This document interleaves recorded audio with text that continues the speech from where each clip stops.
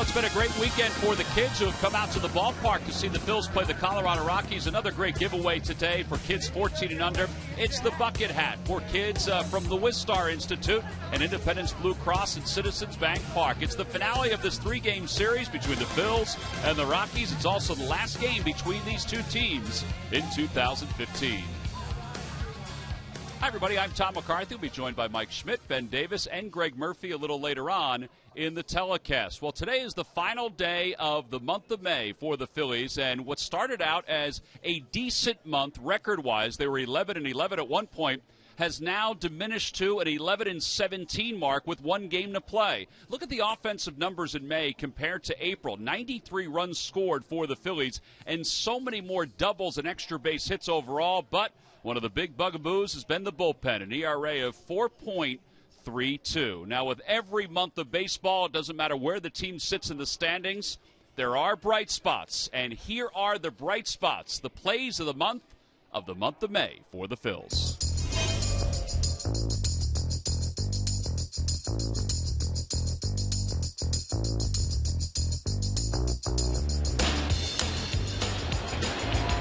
Revere comes diving in. Did he hold on? He corralled it. Yes, he did. Ichiro is out.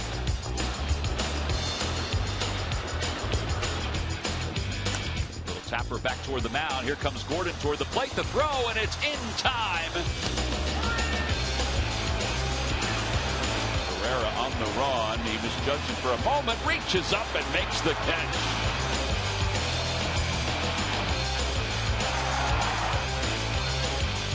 Ball's well hit. Herrera's going back toward the wall, looking for it. Reaches up and he makes the catch. What a play by Odubel Herrera. Out towards short. Oh, nice play by Galvis. There's one and two. Here comes Revere. Dives. He made the catch. Back out of this Francoeur, and it is caught at the wall.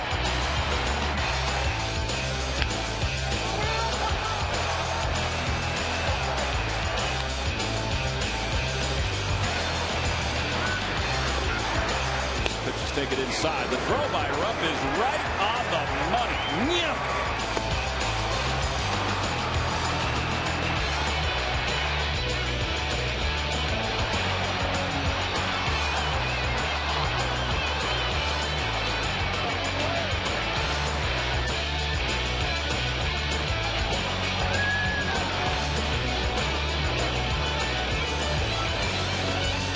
Oh, nice play.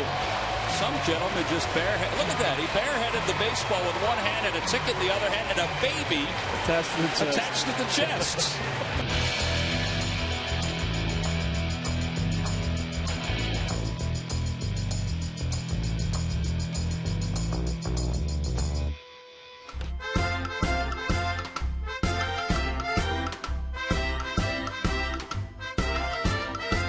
Don't mind me, I got ice cream in my mouth.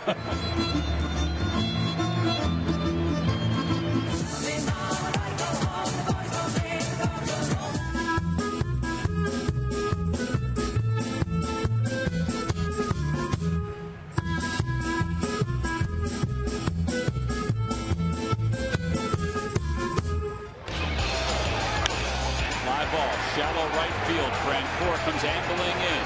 Over toward the line. Makes the catch. Tagging from third is Lombardozzi. The throw to the plate. He is out! Save number 113 for Jonathan Papelbon.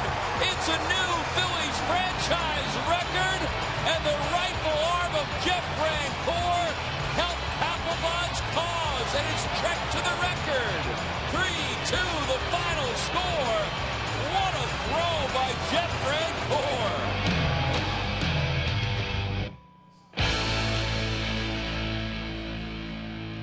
Well, if you're looking for a real big bright spot, that play by Jeff Francoeur certainly was early on in the month of May. Today's starting pitchers, Jordan Lyles for the Rockies, Jerome Williams for the Phils. The series finale is coming up right after this.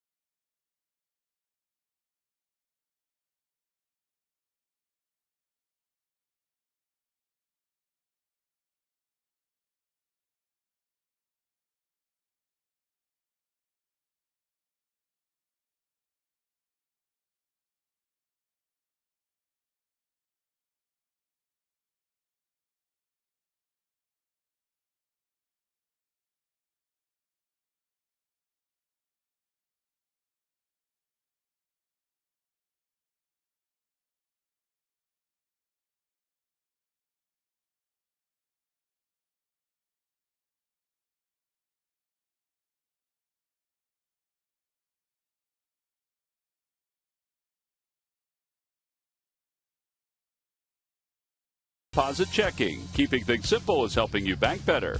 By Toyota. The Toyota Time Sales event ends June 1st. Hurry in today. Toyota, let's go places.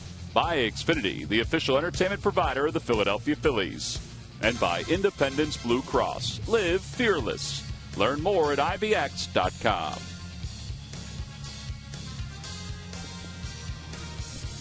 Back here at Citizens Bank Park as the Phils and the Rockies get set to finish up this three-game series. Kids did a great job singing today's national anthem. Some of the youngsters getting out for the starting nine as they head out toward the field to their favorite Phillies player and get a chance to watch Jerome Williams warm up, getting set for the start here this afternoon. Let's take a look at the Rockies lineup, brought to you by Xfinity, the official entertainment provider of the Philadelphia Phillies. Charlie Blackmon leads it off at center, then DJ LeMahieu and Nolan Arenado. Carlos Gonzalez is in right field batting cleanup. Wilin Rosario will hit fifth. Ben Paulson will bat sixth, followed by Nick Hundley, Daniel Descalso, and Jordan Lyles. And they will face Jerome Williams. Williams 3-4 on the year with an earned run average of 5.33. He got to 6 innings in his last outing against the Mets. That's been an issue for him recently. 32 strikeouts in 54 innings of work. And a hot afternoon here, Ben. He's going to have to conserve his energy early on in this ballgame. He will. You know, he did make it through those 6 innings, but it was a struggle for Jerome. So hopefully he can go out there and pitch a little bit better today. Average velocity is 89.6. We'll see that creep up a little bit. He's been around 92. Consistently change curve and cutter. And bottom line is today he just needs to be better for the Phillies and avoid the 3rd and the 5th inning. It's been real tough for him. Well, he's facing the Colorado Rockies, where he's 1-1 with an ERA of 4.68. Let's take a look at our keys to the game, brought to you by Nissan. Who's first, boys? All right, I'll go. Good to be with you again on this beautiful Sunday. My key is simple. Get some guys on base early in innings so we can create a little havoc. You know what I'm saying? Yep. You get some base runners with nobody out, then you can do some things. That's mine. Mine was pitch in and move feet. You know, I think Aaron Harang had some success with that yesterday. And if Jerome can do that, I think he'll have some success as well. Well, we saw them do it definitely with Tulowitzki, who, by the way, is out of the lineup here this afternoon. He's fine. They're just giving him a day off. Here's Charlie Blackmon, 0 for 3, hit by a pitch in this game, in this series so far. The first pitch is over at the knees. It's 0-1. Blackmon, a .257 batter, 7 home runs, 19 runs batted in. He's had a little bit of a rough patch here in the month of May. So his average .225. Rockies are now 4-2 against the Phillies so far in the season series. After the two teams split the 4 games out in Colorado, Franco over toward the rail has room, 1 out.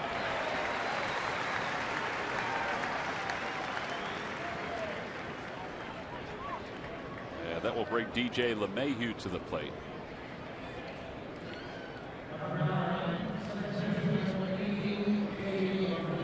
LeMahieu 5th in the league in hitting with a .325 average, 1 for 9. He was in the Cubs system when Ryan Sandberg was a manager in the minor leagues. He said that LeMahieu was a year behind him in the system. Larry Bow was asking Ryan Sandberg, he said, what do you think of him? Do you like him? And he said he does. He said he's a taller second baseman. You know, this guy's about 6'4", and that's a pretty tall second baseman. And he loops that one out to right field, and it drops in for a base hit. Ben Revere playing right field again today. During the 2015 season, Turkey Hill, the official ice cream of the Phillies, will contribute $100 for each Phillies victory and 5 cents for each carton of Phillies Grand Slam ice cream, sold to support the Phillies youth baseball and softball programs. And here's today's menu in the media lunchroom. Double Dunker is batting second. Well, they got a lot out there today. Touchdown Sunday. Mike, what's Touchdown Sunday? I have not had any ice cream today. I told myself yesterday after that big cup of ice cream, I'm taking a day off. That ball's hit well out to left center field. Herrera going back on it toward the wall, and it is gone. A 2-run home run right out of the chute. It's a long one for Arenado. It's the second one of the series. And the Rockies lead it 2-0. Well, we don't have Tulowitzki in the 3-hole today, but we have Arenado. Wow, the 3-hole is killing us against the Rockies. Yeah. But Mayhew fought one off. Nice little single to right field after a little bit of a rough day for him yesterday. But he got it started today with a little single to right field. And bow! Man, look at this ball. Yeah, that's 6 hits from the 3-hole, including 3 home runs. Right. So the Phillies trail at 2-0. Here's Carlos Gonzalez. He's 2 for 7 in this series so far. Out in front of a changeup, 0-1.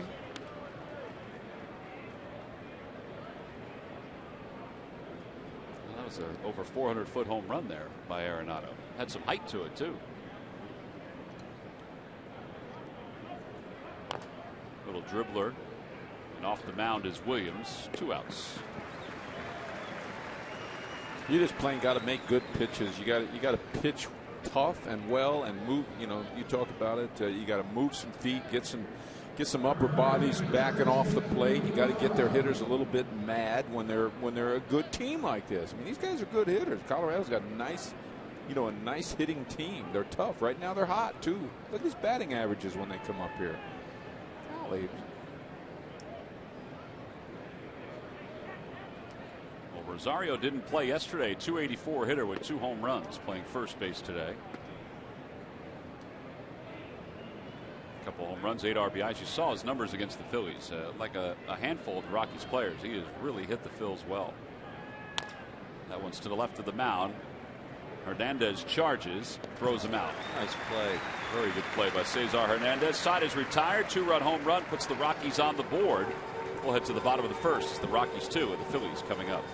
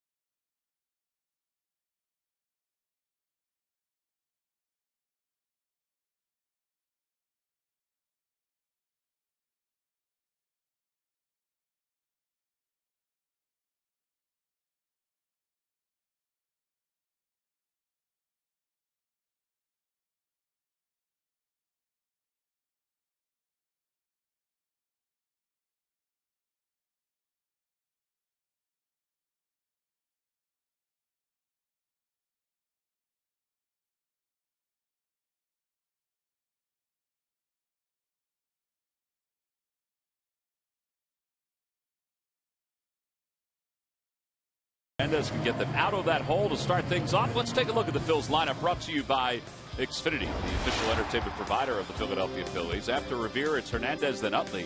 Ryan Howard bats cleanup. Maikel Franco will hit 5th. Cody Ashley's in left field. He'll bat 6th. Odubel Herrera hits 7th. Batting 8th and catching is Cameron Rupp.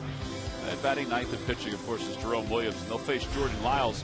There was some thought that Lyles would be skipped in this spot because of a foot injury.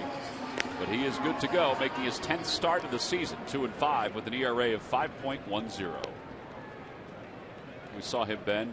You weren't on that trip, but we did see him out in Denver, and he pitched okay against the Phils. Yeah, well, Dick, this will be definitely a good guy to get off the schneid against. He's 0-3 with a 6.50 ERA in the month of May, and he's 4-18 with a 5.49 ERA in career day games. So this is a day game, and it's May. So. Yeah, those numbers in May, they are lofty for Jordan Lyles. Then Revere takes outside. 1 ball, no strikes. 6 games so far against the Rockies. The Phillies offense has managed 19 runs. Then they have 17 extra base hits. Now, a lot of that damage was done out in Colorado. Not a whole lot of damage these last couple of days. Change up, and it's 1-2. Should be a really good matchup for the Phillies. 2 right-handed hitters, 6 left-handed hitters against Lyles. Well, Revere strikes out, and Hundley will finish off the strikeout with a toss to first. So 1 out. 2-3 on the putout.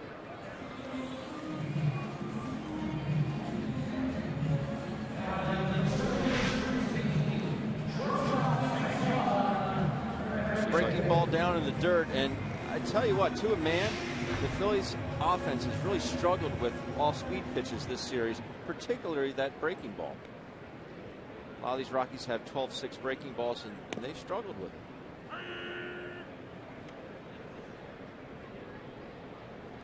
Ryan Sandberg talked on the pregame show on radio today about fastball, like letting too many fastballs go by. I'm with you, Ben. I think it's more, I don't know if you agree, Mike, it's changeups and curveballs. It seems that they're getting themselves in position where they can't get to. 1 ball, 1 strike to Hernandez. That one sliced foul. It's 1-2. It's hard to say. Remember L.A. early on in the office over there was we were talking about some points, and one was that we've seen the fewest pitches. It's very true of any team in the league. But at the same time, Ryan would complain that we take too many fastballs. And I don't disagree with that. I mean, I do think that it stands out to me that a lot of 1-0, 2-0 fastballs that are hittable, maybe on the outside corner, outer half, and they're looking on the inner half. But I mean, a lot of those balls should be swung at. But at the same time, we see fewer pitches than any other team in baseball. 2-2 pitch to Hernandez. He check swings that one, fouls it away. Lucky McDonald's Phillies home run jackpot contestant is Rick Weirback of Bethlehem. Phillies hit a home run in today's ball game, and Rick will win $100. Good luck, Rick. Gave out $600 yesterday thanks to Cesar Hernandez's home run. Phillies had gone more than 50 innings between home runs before that one. And he fights it off again, foul. Well, here we go. This is a pretty good shot from Cesar Hernandez. It's supposed to be a fastball down and away. The ball creeps out middle in. Cesar puts a very good swing on. Drove it well out to right field. That was a flu-like symptoms home run, right? Right, and he still is fighting those flu-like symptoms, maybe, by the way. Yeah, well. He's the only one not available today for the Rockies. Back to the other point of fewest pitches / taking too many fastballs. What is the answer? You know, the answer is maybe when we're swinging the bat, we are putting the ball in play, but we're not putting the ball in play enough of quality. You know, a lot of rollover ground balls, a lot of fly balls. That must be what's happening if we're seeing fewer pitches. Ball's just not hitting like you sharply. said, we had it was like 3 games without a walk. Yeah, that one is smoked foul. The Phillies walked yesterday. Utley walked yesterday. It was the first time since Tuesday that they had worked out a walk. Look at Cesar Hernandez here. This guy is really putting together, stringing good at bats together. I mean, he came in the ball game yesterday. Obviously, hit that home run, but just working counts. He worked another full count here. I mean, this will be the 7th pitch of the at bat. And he chops it out towards shortstop. Descalso waits for it. And there are 2 outs. Well, for me, there's such a thing as the eye test, and there's also the results test. And I mean, Cesar to me, the eye test is this guy's a good hitter. You know, I mean, he just looks like a guy that's going to square the ball up when he goes up there. Now, whether the numbers support that or not, that's another debate. But Chase as well. I mean, he's coming along now. Some hitters just look like they're going to hit. They just look like they got good mechanics, a good sense for being in the batter's box. And then other guys just don't look like they have a plan. Well, here's Chase Utley. He takes outside. It's 1-0. Utley is 1 for 7 in this series so far with a walk. Outside 2-0. And you're right, Mike. You have to have a plan, and you have to know what you're looking for. And certain situations will dictate what you should be looking for. Looking for something to get on base with. What's the one pitch that you can drive? If you're looking to, tie a ball game up late in the game, 3-run homer. What's that one pitch that you're looking for? That one's lined out toward left center field. Blackman will cut it off. Utley's around first, and he'll put the brakes on. Good job by Blackman. Good swing by Utley. So a 2-out single here in the first inning. That's thinking the right thing and doing the right thing, concentrating and making it happen. You stay in the middle of the field, come down through the ball. Let's watch this. Bang, right through the ball, short finish, 2 hands on the bat, not trying to hit a home run. You do that enough, your batting average is going to go up and up and up. He's going to be back in touch with the game to where he should be. I'm going to see a strong front side. I tell you, that was it. I'm betting on a player of the month for Utley before this thing's over with. I'm not sure which months it's going to be, but it's going to be one of the months. Maybe twice. Well, since his average fell under 100, he is hitting over 300. His average now at 191. Here's Ryan Howard, 10 home runs, 25 runs batted in. And he takes on the outside corner. It's 0-1. Fastball at 94 from Jordan Lyles. Ryan's what, 4-for-11? He and Utley are the only ones in the lineup that have any, what do we call them, reasonable success against Lyles. One's 3-for-8, 4-for-11, something like that. Everybody else has had limited experience against him. Sorry. See what they did the last time they faced each other in Colorado. As we said, Lyles was okay that day. The Phillies, though, were able to put some stuff together. And Howard 4-for-11 with 4 runs batted in. Lifts that one out toward left field, and going over toward the line is Paulson, and it's out of play. And Chase 3-for-8. Last time they faced each other, Howard singled in his first at bat against Lyles. Phillies got a run in the first, and then added 3 in the 6th inning.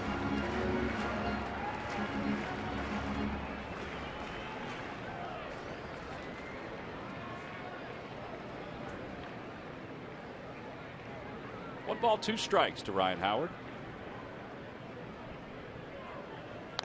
Pulls it foul, and it remains 1-2.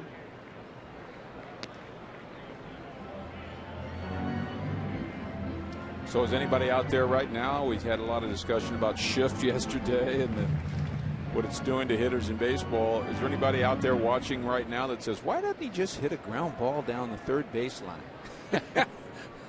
Like it's easy to do. He gets that a lot. Jim Thome used to get that all the time, too. Well, you know what? The manager in the other dugout would love to see Ryan Howard right now try to poke a ground ball to left field. That's what the opposing manager would like to see him do. Walt Weiss in the opposing dugout next to Renee Latchman. 1 ball, 2 strikes to Howard. Off the glove of Hundley. And up to second base goes Chase Utley. Scored that a pass ball.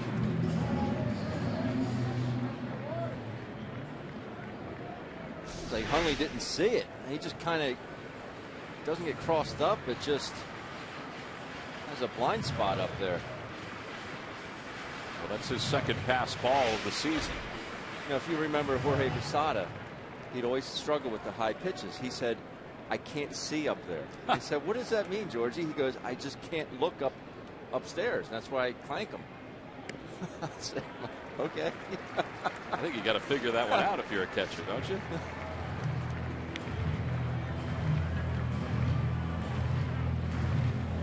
Well, I don't know about Jordan Lyles' changeup. It sure is slow down his body and his arm speed on that changeup. See it coming a mile away up here. Howard pulls it foul into the seats. Yeah, something tells me he's going to get something off speed or in the dirt here. They're not going to challenge him with a fastball with first base open. Well, Hernandez had a 10-pitch at bat. For Howard, this is going to be a 9-pitch at bat at least, with a count 3-2. Long first inning for Lyles.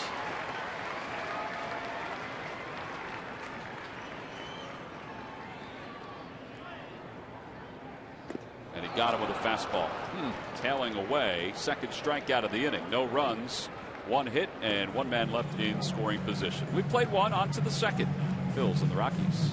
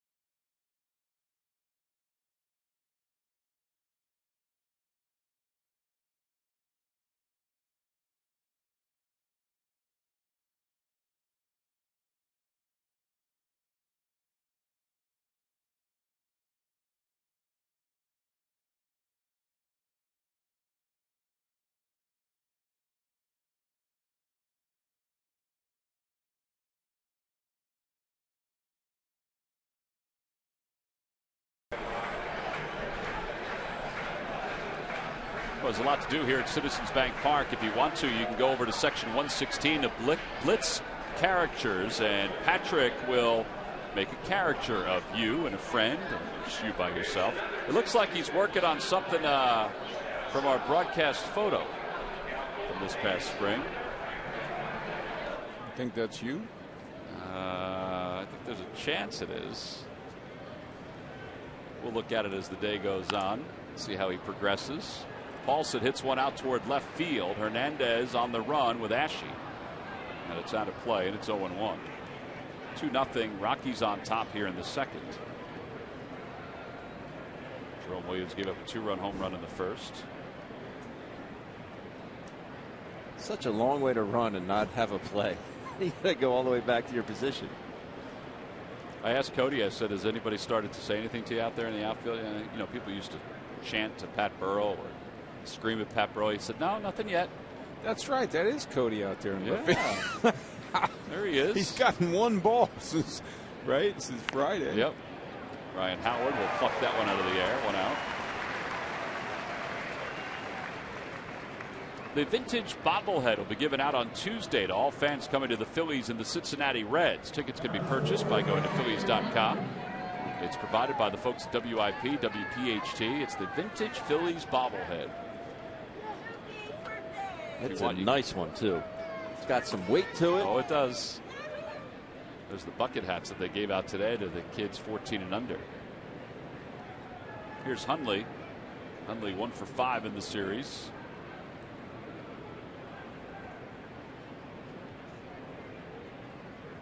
On the outside corner, 0-1.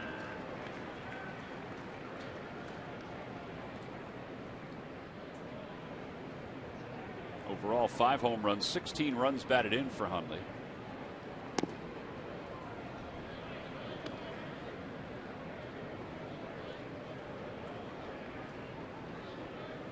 He's had a good start to the year. Solid month of May. Hit over 300 in April.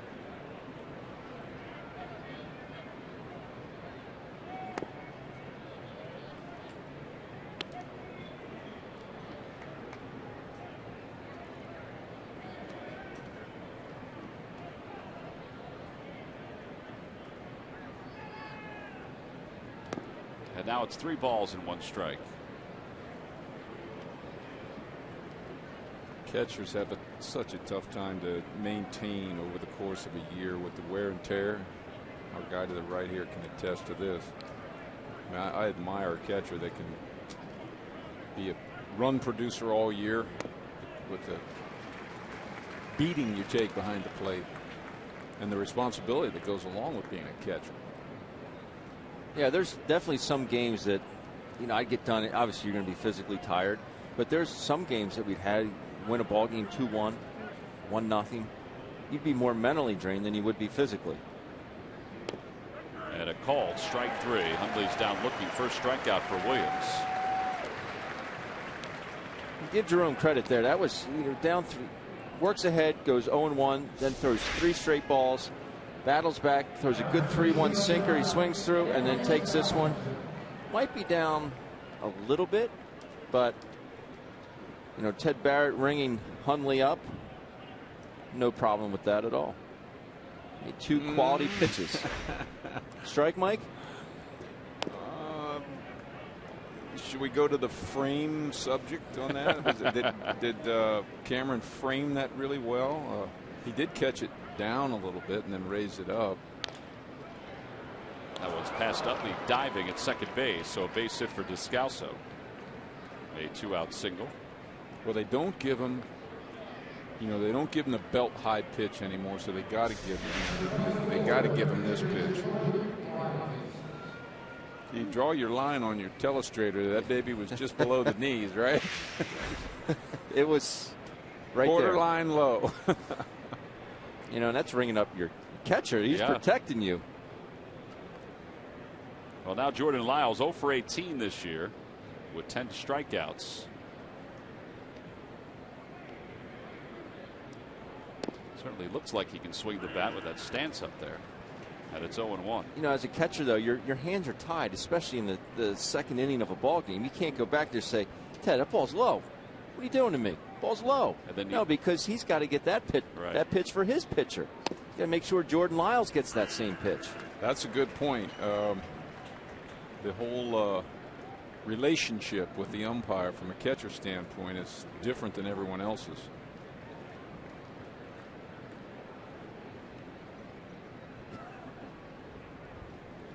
And Lyles is down looking. So the side is retired. 2 strikeouts for Williams here in the second. No runs, 1 hit, and 1 man left. We'll go to the bottom of the second here in Philadelphia.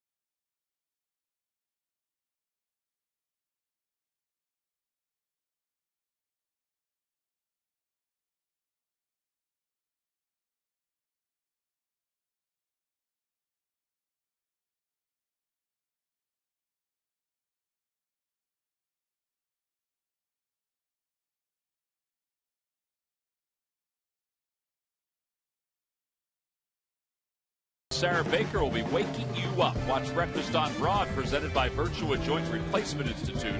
Weekday mornings from 6 until 8 on the Comcast Network and streaming live on breakfastonbroad.com.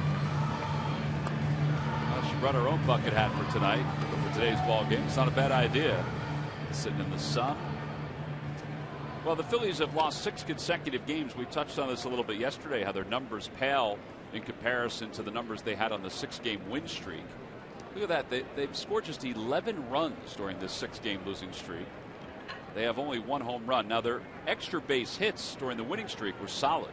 And here in the 6-game losing streak, not so much. It's basically those numbers from the 6-game losing streak were basically the numbers from before. the winning streak. So it helps to hit. It does help to hit. Bullpen ERA is kind of high too during these struggles. Franco swings at the first pitch and fouls it. And it's 0-1.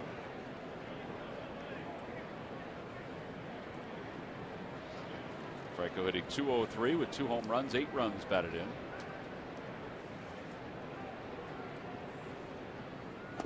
Inside, 1 ball, 1 strike. What's your take on his swing so far, Mike?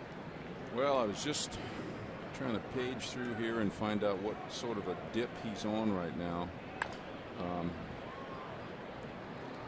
He is on a bit of a slide right now compared to where he was in that hot game, that double or that home run and triple game in Colorado. Mm-hmm. The 2 for his last 24. Yeah. So, 9 for his last 44 also. I think it'll be something. I mean, there's no question I see him as a very talented player going forward. I mean, he's awfully young. It looks like Ryan is committed to letting him find his way in the big leagues, you know, letting him go through the struggles and work his way out of them and learn that way. I think he goes a little bit big and aggressive too often. You know what I'm saying? Especially with 2 strikes, I think, at times. I think he can take a nice little easy, short, compact swing with some, descending blow on the ball and line him out of here left and right. And I think as soon as he puts a swing like that on a ball sooner or later and feels it happening, and he don't have to, every time you swing the bat, good things can start happening for you. He has a nice, smooth, fluid swing in batting practice, but he gets, it's like got the Francoeur thing a little too amped up in games, That's all part of growing as a hitter, learning to control your adrenaline and your sense for calming down while in the batter's box. Just gets a piece of that one to stay alive. It remains 2-2. I think of myself in '73. I was a wreck the whole season. You know what I mean? I'm like nervous wreck, trying too hard the whole season. In the off season, I learned to just try to touch the ball with the bat nice and easy. And I had probably my greatest year ever in 1974 after I learned I didn't have to swing hard to hit it hard. It's got to be hard, though, not to swing as hard as you the possibly temptation can. of wanting to add something to that ball when you're swinging at it. Who wants to swing easy at it? You don't realize until it happens for you that if you swing easy and smooth, you'll hit it hard. You swing hard, you'll foul it off. It's just hard to tell yourself that the harder you swing, the slower your bat gets. You're starting to use all those big muscles in your arms, and you just, you got to go get it, and your bat just crawls through the zone. I look at the home run he hit off Strasburg in right center in Washington. I mean, that was such a good pass at the baseball. Effortless. And he drove it out to right center. 2-2 is chopped Now, foul again. We'll watch that swing right there. There's a 2-strike swing right there on a very hittable ball on the inside corner that he goes at, to me, 100%. Oh, you know what I mean? 100%. Look at that body turn, and like he's trying to hit that ball a long way. And if he would have just kind of like dropped the head, just like, I don't care, whoop, drop the head, bow, that baby will go. And let me tell you, but until you learn and experience it, it's hard to find it. That's what he needs to do right now, experience that. Yeah. Well, he's fighting in this at bat. Now that you're going to call it, he obviously made contact, but that was almost like a big swing at a fastball that happened to be a slider. Right? You know what I'm saying? That he kind of got lucky there that this caught the end of his bat. Much too big of a swing with 2 strikes. That one's out toward left field. Moving back on it is Paulson. Yeah, there's one away. Well hit ball. Well hit ball. That'll go down as a good at bat for sure. Because the results were a hard line drive to left field. He battled. Everything was right in his mind. He's tough at bat, but I think he had too many in there before that line drive where he went too hard at it.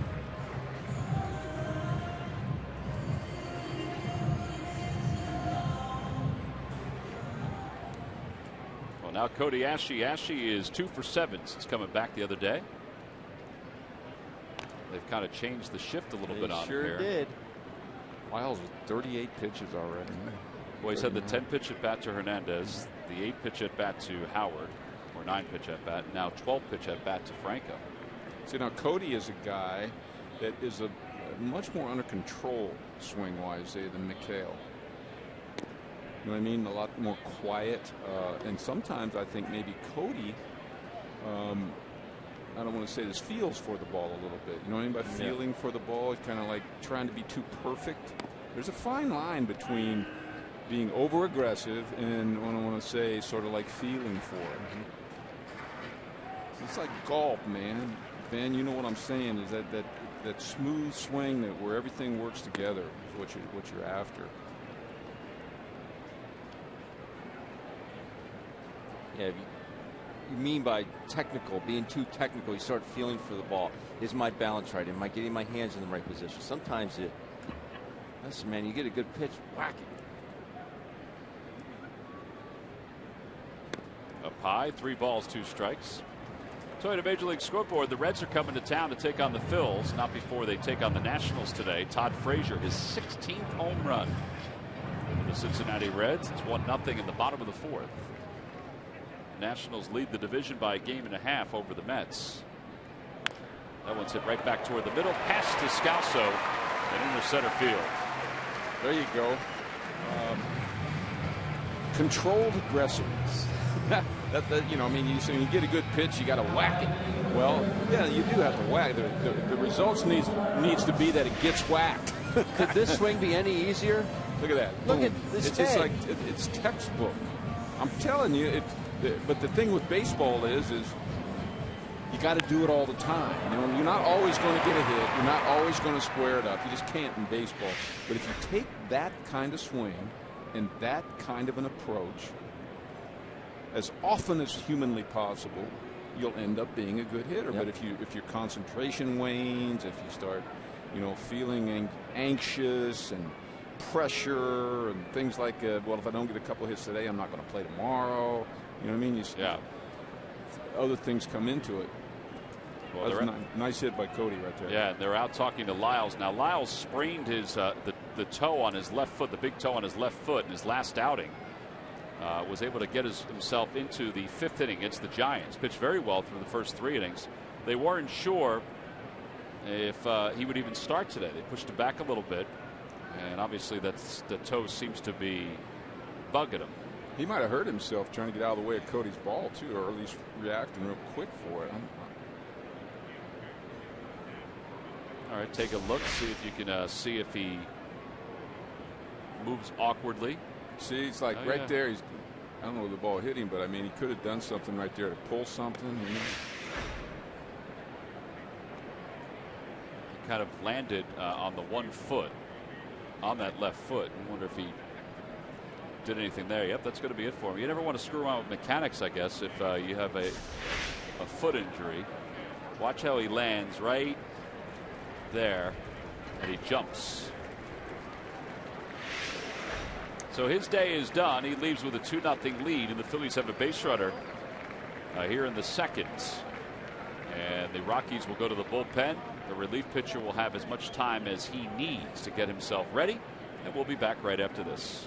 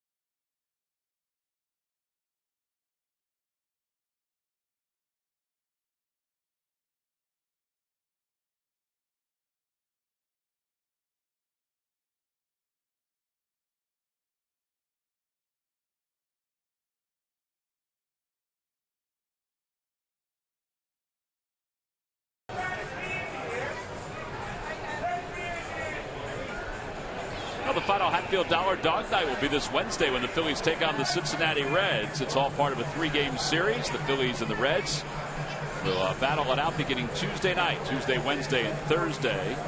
Get your tickets by going to Phillies.com. Well, Patrick is moving along on his character of us up here in the booth. I like the floppy hat. It looks pretty good, doesn't it? Is that you? I think it's me. Look at that smile. You can't tell that's not me? We think that's the beginning of Ben up top in the middle. Nice nose, Ben. Where's Cody Ashe's single? Take a look at Cody Ashe. We always talk about a firm front side, but if you could take a look, he gets the contact. Look at where his head is. Look at his firm front side. It just doesn't get any better than that. Even the backside, using this back foot here, he really gets himself into a good hitting situation, follows through, the bat comes out and around, and not just to the ball and off the ball. It's just a perfect swing, and it was effortless, and you could see how hard the ball came off the bat. Well, you hope for Cody that continues. Now it's a 5-game hitting streak, 3 straight since he came back, and then he had 2 before he was sent down. Well, here's Chris Russin, who will take over on the mound. Russin pitched 7 innings the other day in what was supposed to be a spot start for Jorge De La Rosa. De La Rosa was supposed to start yesterday. He was supposed to start earlier this week against the Cincinnati Reds. Has that cut on his finger. And Russin did a nice job, 7 innings of work. It's a young man who has a no-hitter down in the minor leagues to his credit. Phillies have these righties that are, or these lefties that are in the lineup, and now the Rockies have countered with a left-hander. So he's ready to go. So is Odubel Herrera, running first. First pitch is outside. 1 ball, no strikes. Yeah, I always wondered whether that was allowed. I guess it is, where you like maybe have a guy that you pitch for 1 inning after the opposing manager makes his right-handed lineup out with 6 or 7 left-handers in it, and then you just take him out. Yeah. Right? Bring in your left-hander to match up to a whole lineup full of left-handed hitters. And then you do the opposite the next time. Just start a left-hander to get the right-handers and then take him out. I don't know if anybody's ever done that on a consistent basis, where they're screwing around with the other team's thought process like that. 1 ball, no strikes to Herrera. Inside, 2-0. Today's ball game is also available in Spanish. Just use the SAP button on your television or change the language through the menu on your cable box. Let's see.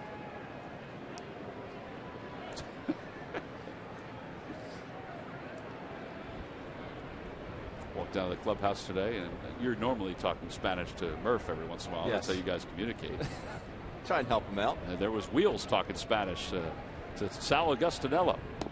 So we get a visit 2-1. They were literally having a conversation. By the way, maybe it's new to me. When did Odubel cut his hair? I'm glad you noticed that, Mike. Friday. Okay. His helmet size is like a quarter size lighter because of that mop top being gone. Checked his swing. And it's 3-1. They do appeal, no swing. Do you like it? Well, I told him, he said, "You're a handsome young man. You know, you're a handsome kid." I didn't know. There he is on the Fanavision up there. Looks like a different guy. All the pictures we had seen of him before he arrived at the Phillies is the way he looks right now. Not with the long locks. So Tom and Murph like the long locks. Yep. I think he looks better now. I have hair envy, so I don't want anybody to cut it. If Tom, I to. could agree with you, but then we'd both be wrong. 3 balls, 1 strike.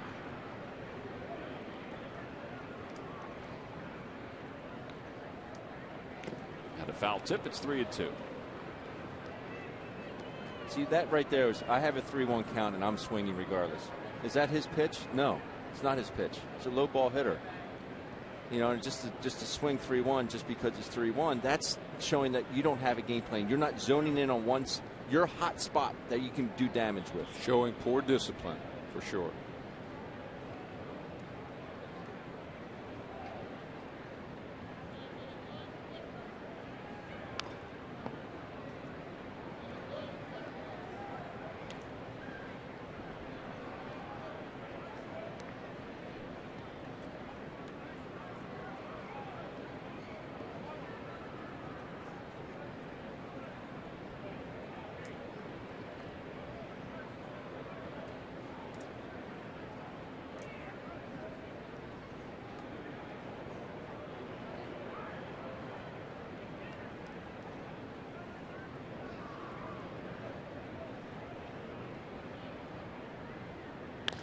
out toward left field. And Paulson does not have to move all that far. And he makes the catch. 2 outs. And back to first goes Cody Ashen.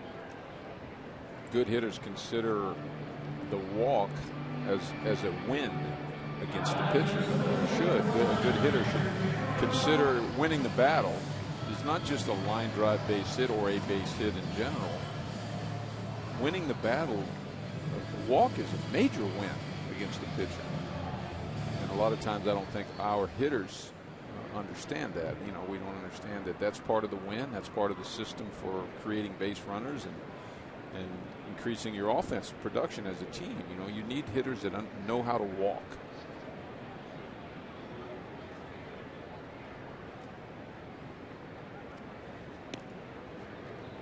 I think so many kids growing up, they, you know, if they are decent hitters in the high school level or the college level, they're thinking, all right, I'm going to go after that first real good fastball. I'm not going to let it sit.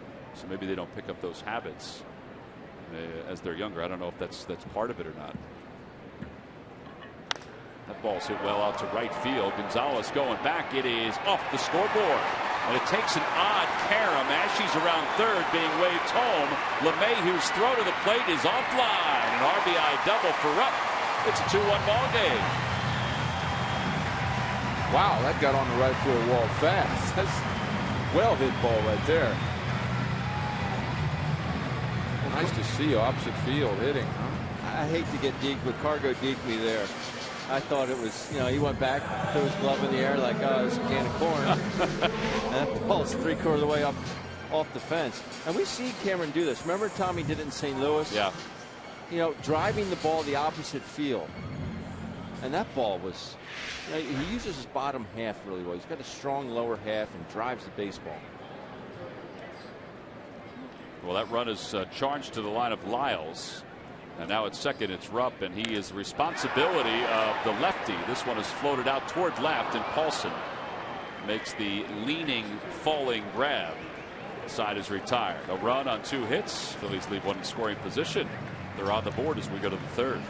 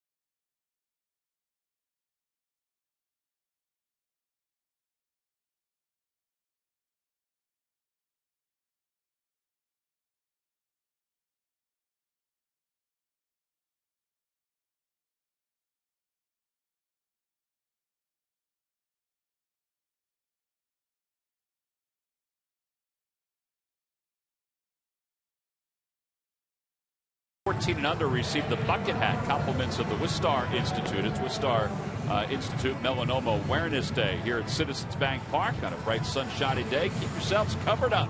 Get some sunscreen. Get the right hat. Make sure if you're sitting in the sun, you wear the right shirt from time to time. For more on that, let's check in with Greg Murphy. Murph.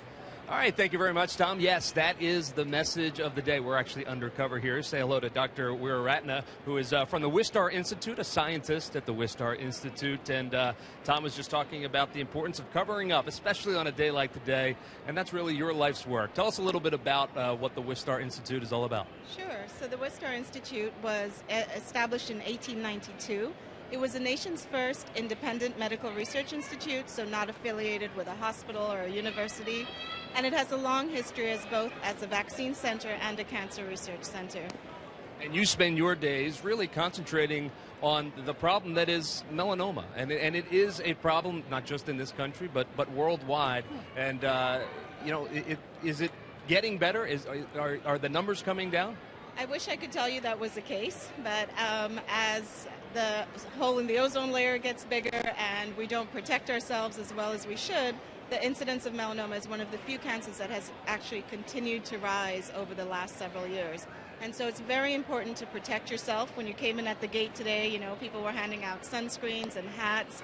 So covering up and protecting yourself from the sun and not using tanning beds is incredibly important. Yeah, that's a big thing. We were just talking about that, guys, here in the suite. All right, so everybody wants to know, all right, I put on sunscreen. I put it on in the morning, and yet, here I am with a pink face as usual. So what are the rules? What should I be doing? What SPF and how many times a day? Great question. So first of all, you have to use an SPF of 30 at least. You want a broad spectrum sunscreen that protects you both from UVA and UVB rays. And the most critical thing is to reapply, and you have to reapply at least every 2 hours or more often if you're swimming or sweating in the sun.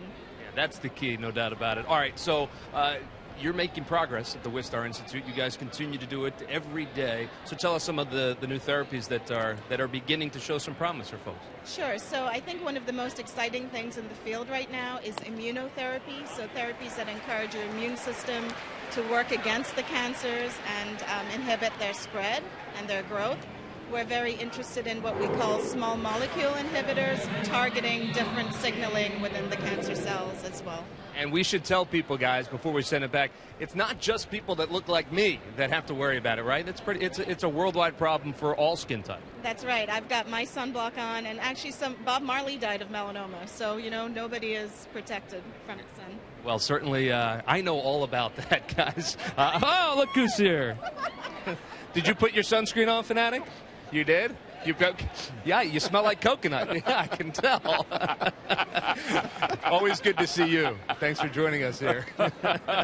He is well protected. We are well protected. Before I let you go, favorite Philly? I know you have one. Mike Schmidt. Did you know he happens to be here in the ballpark today? I had no idea. Favorite Philly, Mike Schmidt. Guys, we'll send it back to you. Thanks, Doc. Appreciate it. Guys? All right, Murph, thank you very much. You probably get that a lot, Mike. Well, not by someone so young. Oh, that was very nice of her. And having had, There's a base hit to right field for LeMahieu. Yeah, LeMahieu's second hit of the day. Nice line drive to right field. Well, having had my battle with melanoma, thank the good Lord, clear of it now. I'm clear of cancer after. Every 3 months, and now I'm on a 6-month scan plan, both lungs, brain, and everything. She mentioned immunotherapy. The evidences of melanoma have increased so much because of the awareness. More people are now going to skin doctors, and more people are having melanomas discovered than in the past. But the therapies now for melanoma are unbelievable. They're not too far away from a vaccine for melanoma. I can see some of my skin and the immune therapy drugs that I've been on has affected my skin color, but it saved my life basically. But I would suggest any of our listeners out there that haven't been to their skin doctor in a while or have never been to one, to get to one as fast as they can, because I found a little mole on my back that I would have never found had I not gone to my doctor on the day that I did, and got a really, really good exam by him, and I found it.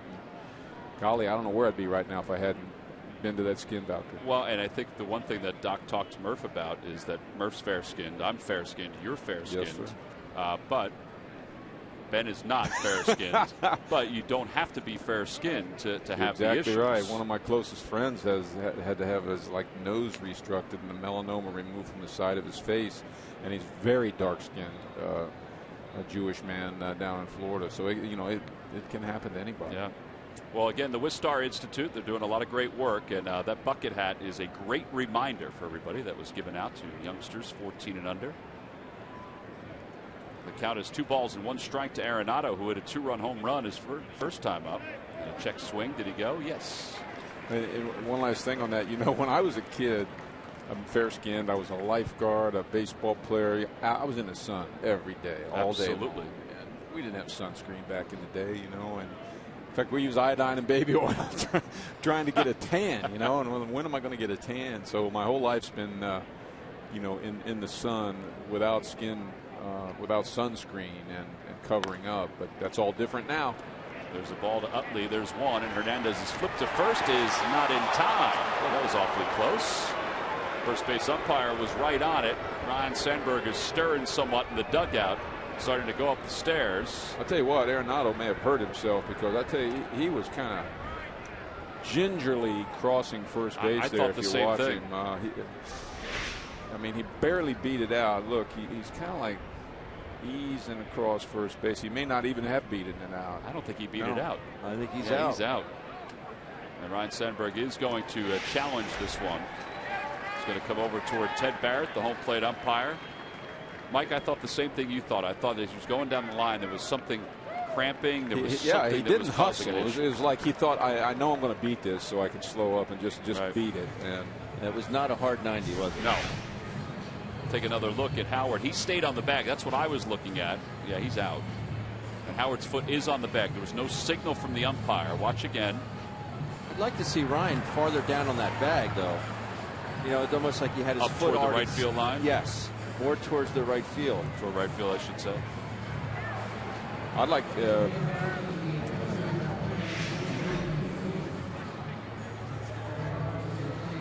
4-6 on the putout at second. There's the signal already. Boom. That was pretty quick. So it's a double play. Nice turn by the Phils. Excellent challenge. The Phillies will maintain their challenge privileges as the day moves on. No runs, one hit, nobody left. Watch it again. Arenado leaving the box on the chopper to the right see side. right there. It's like, watch him slow up right there. See? Yeah, something's It not actually right. looks like he's limping or something. Yep. And Howard with the stretch and the put out at first. After a 45-second review, it's a double play.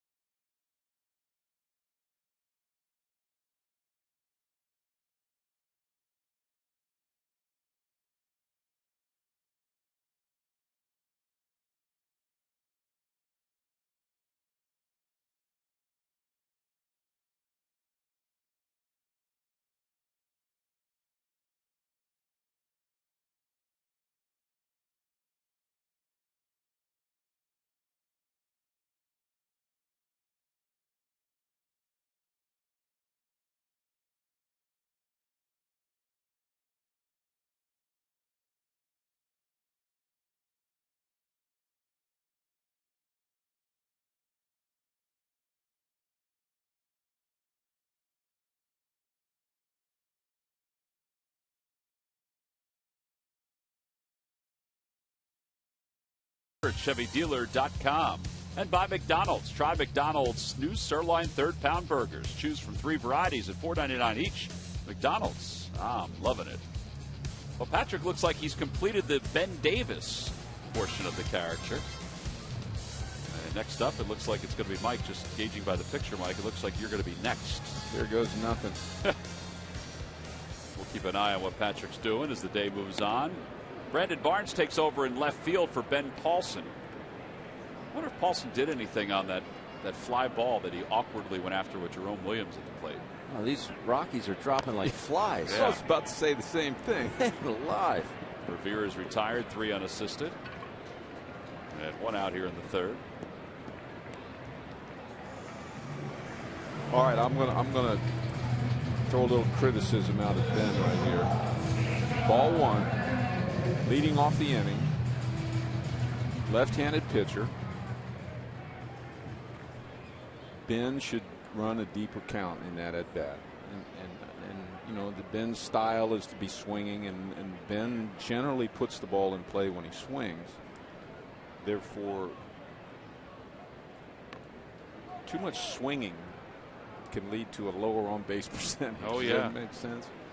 And for me, Ben needs to take those kind of pitches right there. 1-0 counts, 2-0 counts. I know he does sometimes in 3-1, but on a regular basis, he's a good 2-strike hitter. Yes. And he should not be afraid to hit with 2 strikes, which I don't think he is. So he should allow pitchers to, work themselves into a hole more often, especially leading off innings. Oh, with 2 to Cesar. Now on the flip side, Cesar tried to bunt on that first pitch. That was fine. You guys are okay with that? Absolutely. I'd like to see it more. I mean, he doesn't play all the time, but I'd like to see it more from some guys just to try to, lay down a bunt for a base hit. Not because it's cool to do it, but I just think it helps them as the day moves on. 4-3 on the put out, 2 outs. Well, it's time now for the Jeep Stuff the Fans trivia question. Mike, I'm going to turn so you don't see the answer. Log on to Phillies.com, go to the fans section for all the information, and please submit your answer on the subject line. The question is, who was the Rocky that made the 2014 All-Star game via the players' votes? Not the fan vote, but the player vote. The players get a chance to vote for who they think. The answer will be revealed a little later on. It's the bottom of the third. Renee Latchman must be wearing the neck brace in the alternate innings. Pitch is low, 1-0.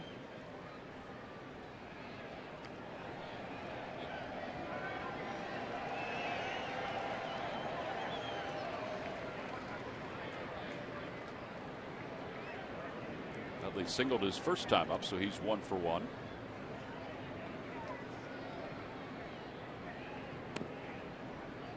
And 1 ball and 1 strike. What I've noticed out of Chase, Mike, is his takes are better. He seems like he's more balanced, and his takes. Some guys get real fast with their feet. Well, those jumpy takes, Ben, that previous pitch was just a take all the way. I know, but I'm saying even on pitches where Chase normally takes that first pitch, but I'm saying on pitches that are deeper in the count, his takes just seem to be better, like he's seeing the ball better. Yeah, and probably keeping his hands back more when he takes. But you watch hitters when they take pitches and their hands stay back. He had a little bit of a flinch right there, but still a good take. By flinch, I mean, for our fans watching out there, when you see a batter and his hands sort of flinch toward the pitcher.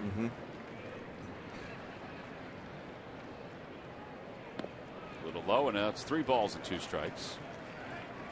Toyota Major League Scoreboard, the Marlins have handled the Mets the last couple of days. Today, the Mets lead at 3-2. Giancarlo Stanton hit one 466 yesterday at Citi Field, the longest home run in the very brief history of Citi Field.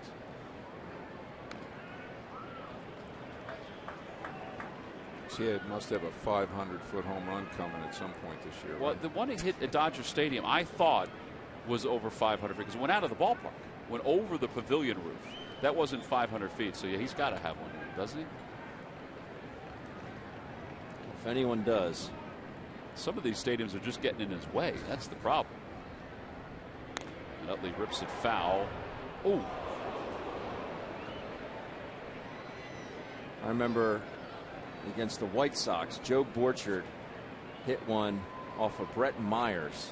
It was the longest home run in Chicago at 5:05. I don't remember that.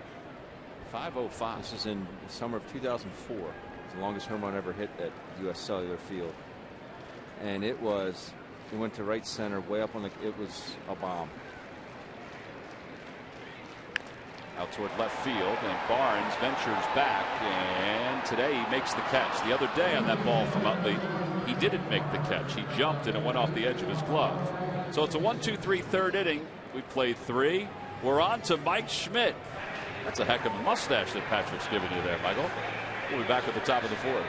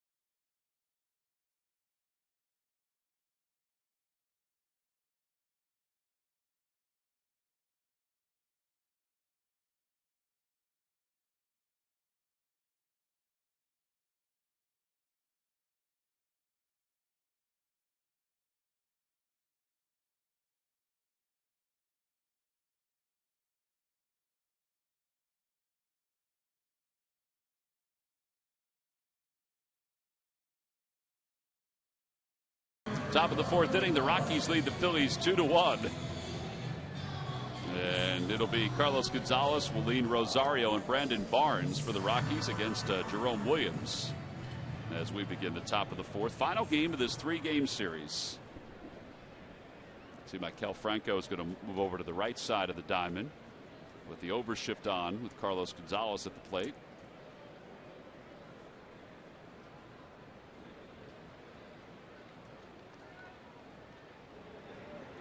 Carlos hit one slowly back toward the mound. His first time up, so he's 0 for 1. First pitch is on the inside corner, 0-1. I got a crazy question for you. Okay, if you were a hitter, let's just say you were Carlos Gonzalez and you had a $1 million bonus, incentive bonus for batting average, let's say at a certain point, would you go ahead and try to ground that ball by shortstop? Is it easier said than done to do it? Oh, it's definitely easier said than done. I'm just saying, if there was incentive for you, thought would cross your mind, wouldn't it? I don't know if this is right or wrong, but I look at him as being different than Howard and Tomey. Do you know what I'm saying? I don't look at him as being a bona fide home run hitter. Like he can hit home runs. He's been a home run hitter at times in his career. But I wouldn't be as surprised if he did it compared to, let's say, if Howard did it. I mean, maybe I'm looking at body type more than anything else. I don't know, Mike. This year he's only making $10.5 million. So probably wouldn't make a difference. 3 balls, 2 strikes to him after a close pitch. And he whacks it foul past Eric Young. And it remains 3-2. 2015's Food Service Breakout Player of the Year is W.B. Mason, providing amazingly low prices on kitchen disposables, consumables, smallwares, and so much more. From your new restaurant partner, who but W.B. Mason. Take that back, Mike. This year he's making $16 million. Last year he made $10.5.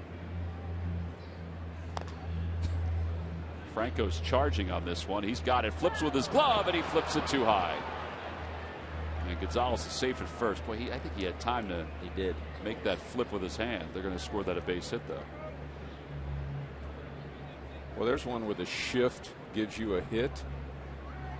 We were talking about Howard yesterday and how many it takes away.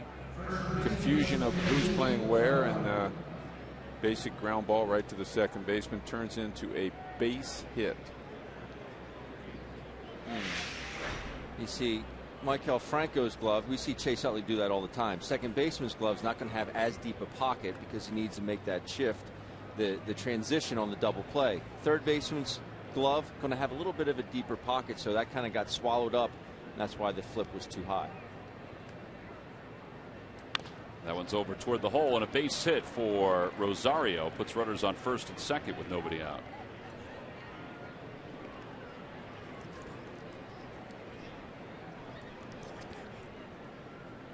And that'll bring Brandon Barnes up for the first time. Well, we've talked about Jerome Williams, how as the game gets a little deeper, it doesn't have to get really deep, but deeper, he runs into a little bit of a problem.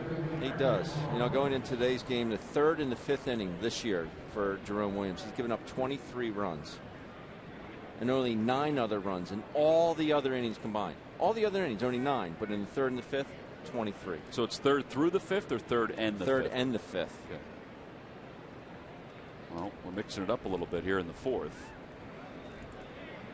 He's got Barnes up, who came on to replace Paulson out in left field. Well, you're kind of basically saying second time through, right? Yes.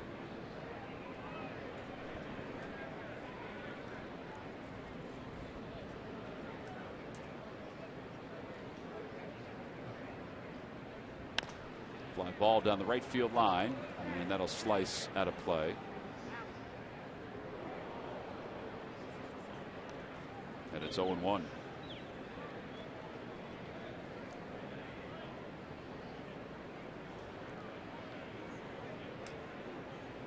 Yeah, I'm reacting to Benton quietly pointing to me and saying, why not a a bunt. Bunt, And, yeah. Yeah, I think that would be a strong possibility here. Particularly because you have Hundley on deck who's hitting well, and then Descalso who's a left-handed batter. And got a single that his first time up. But it is early in the game. That'd be the only thing I can think of. And Barnes just came into the game. You assume he's ready, but first at bat.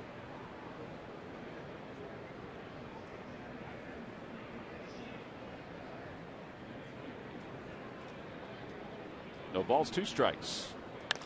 And a liner out toward right field, right at Revere, makes the catch. And there's one away. Runners go back. Well, there's a few things that didn't look good on that. First of all, very poor 2-strike pitch, right? And a line shot to right field, but I can't understand why Carlos Gonzalez,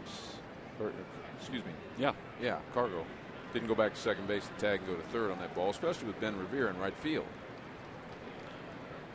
You agree that the hitter did his job, right? Hitting the ball the opposite field. Did a good job, yes. Unless the ball was hit too hard, he couldn't make it back to second, or thought maybe it had a chance to get down. Well, here's Hundley. He struck out looking his first time up. Pickoff play, and Gonzalez is back.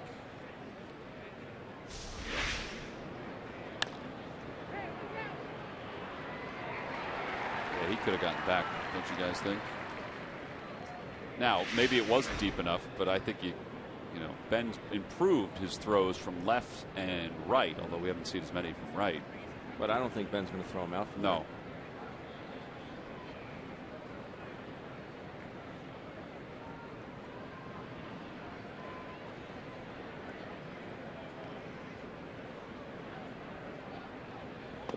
Swing and a miss, 0-1. Pitch.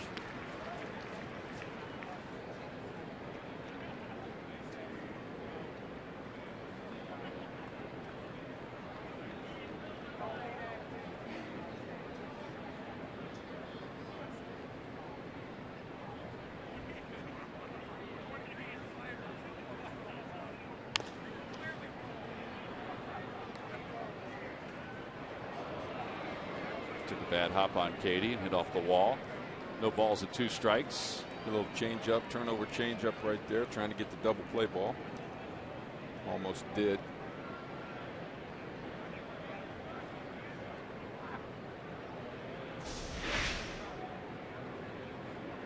I don't see a bad hop there, Tom. Well, I was giving her the benefit of the doubt.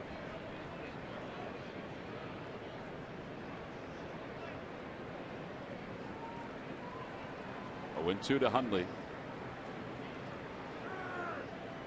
And time is called.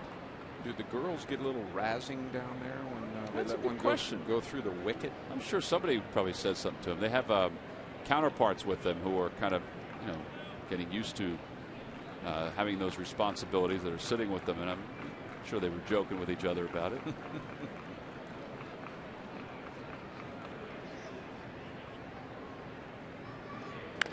Fly ball, right field. Revere settling under it. Now Cargo goes back and tags, and the throw goes to second base, and I guess that forces our point. Could have been a run. Could have been a run. So 2 outs. Follow the Phillies all season in 2015 with MLB.com At Bat, the #1 app for live baseball. At Bat is up to the moment at any moment with in-game highlights, live look-ins, replay reviews, radio broadcasts, StatCast, and more. Get MLB.com At Bat for your smartphone or tablet. That MLB At Bat, I think, is a great thing. I tell you, I don't know whether you guys ever use it, but some nights I just can't stay up any longer and listen to you guys till 9:30, 10 o'clock, and I get up in the morning and go to that condensed game. Yeah. Wow. You can watch the whole game in the morning next day.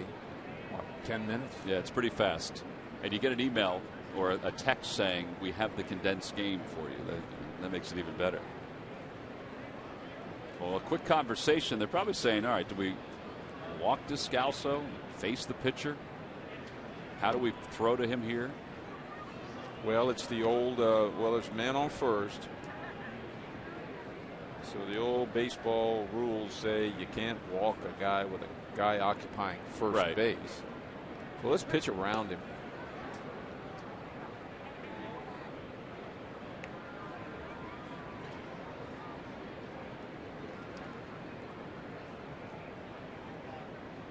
Descalso played the first part of his major league career with the St. Louis Cardinals, won a world championship.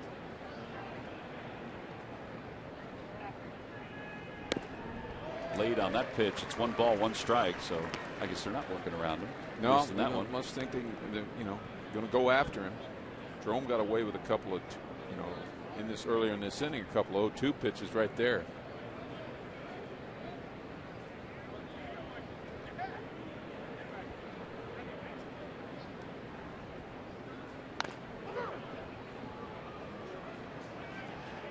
Good little cutter there at 89. It's just very hard for him to keep that ball fair.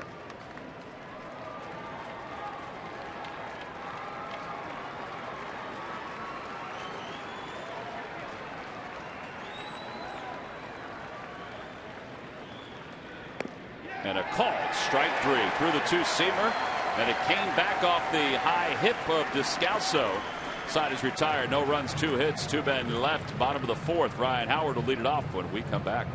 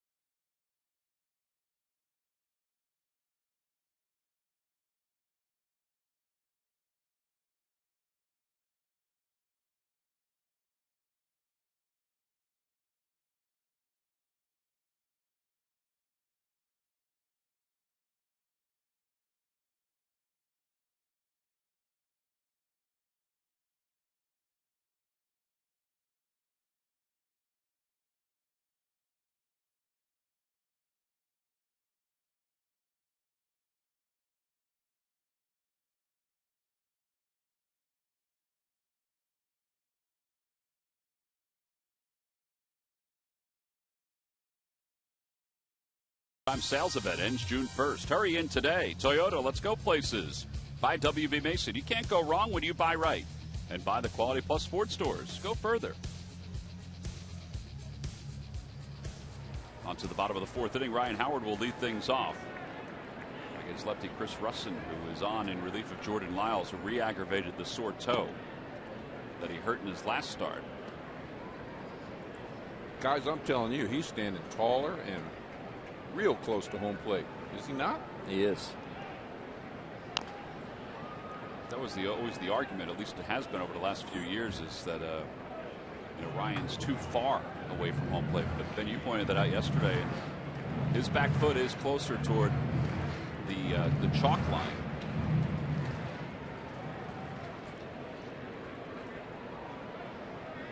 I'll actually creep that forward a little bit more.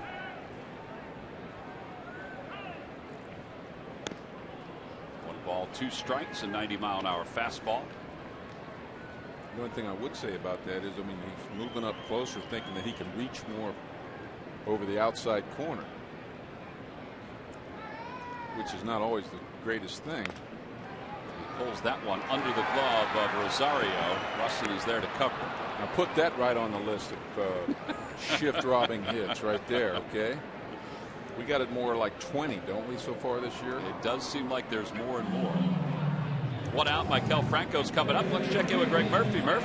All right, thanks, guys. Well, something new in the ballpark this year. It is the All-Star voting, and it's all very technological nowadays. It's all online, and that's the way you do it. You can come to the ballpark, you can vote, you can do it on your home computer as well. Here at behind section 121 at Citizens Bank Park, they've got these iPads out here. My buddy Andrew's been voting for a couple minutes now. It's really cool how they have it, guys. I don't know if you can see the ballot.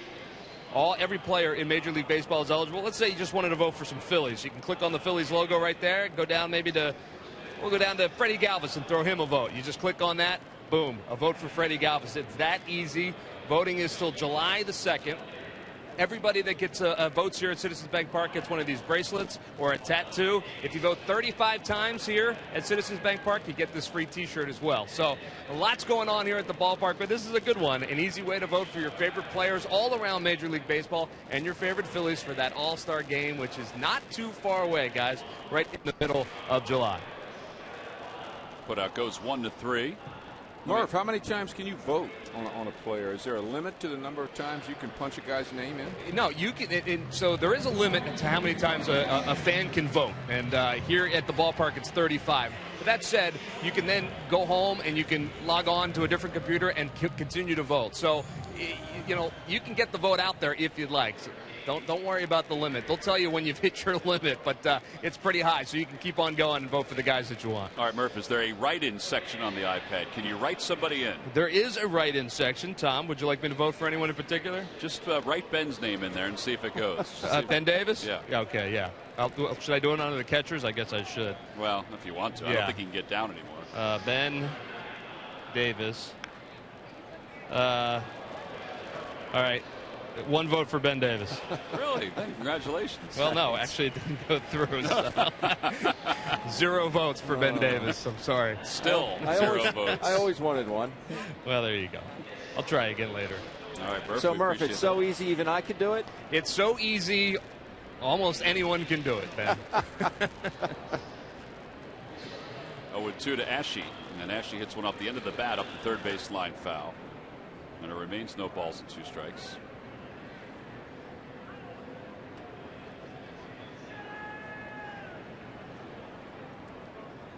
Ashe singled and scored the run for the Phils. That was back in the second.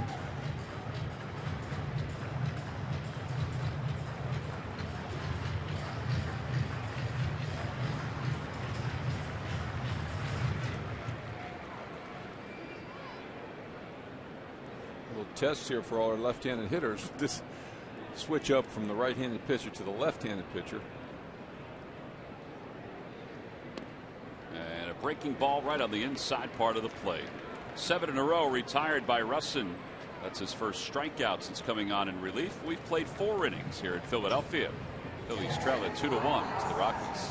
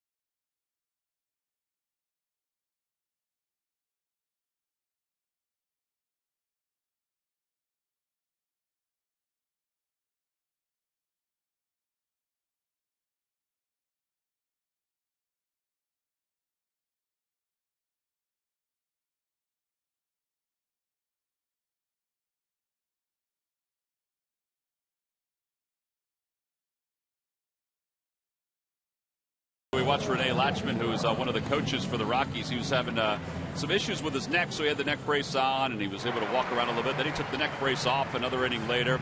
And then as the inning or game moved on, he put it back on and then took it back off. And here's today. Neck brace is back on at one portion of the game. And then it comes off after a little bit of time. Then it's back on again. And then he decided to deliver us a message. He said, worst trade in baseball history, Larry Anderson for Jeff Bagwell. And then he threw the neck brace ends, the trade paper, away. Well, there is Larry with Jim Jackson. And Larry played for Renee Latchman, so they go back a long way. In Seattle. So, and Ben, you went downstairs. I said, Latch, what is going on with this neck brace? He goes, I tell you, they said I got this problem with my neck, and this is going to help it, but they just readjusted this thing, and I can't look down. So it's basically his head's, he's always charting something. You can see the charts out there. He's got the 3-ring binder. He said, I can't look down at my notes. Howard gives it to Williams. So he says, I take it on, I take it off. He goes, I can't stand the thing. And he said, I noticed you blankety blank blanks were getting me on film yesterday. So he goes, yeah, I knew that Davis and Anderson were up there in the broadcast booth. So I made the adjustment. So Latches, there's nobody better than Renee Latchman. He's a great baseball man, great person. I think he was. He wasn't Larry's first manager. Frank Robinson was, but he was. Latch had him in Seattle. Had him in Seattle, yeah. 52 years he's been in the game, as we mentioned. Literally, he threw the neck brace. He just threw it into the garbage.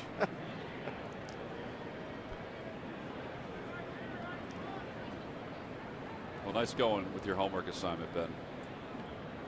Do as I'm told, Tom. Here's Charlie Blackmon. Blackmon had a solid year last year. This year hitting .254 with 7 home runs, 0 for 2. And for the second time in this series, he's hit by a pitch.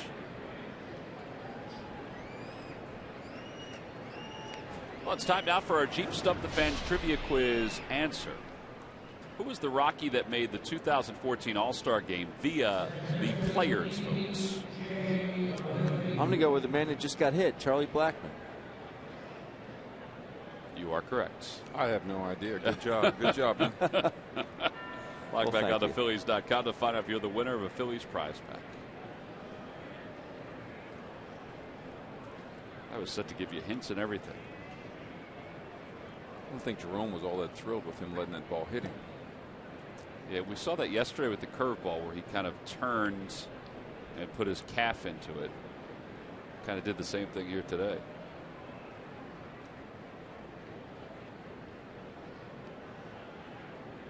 LeMahieu is 2 for 2, 2 singles the other way.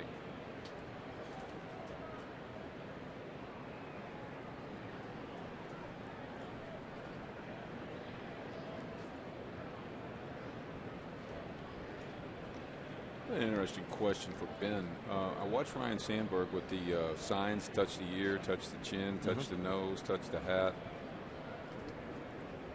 In today's game,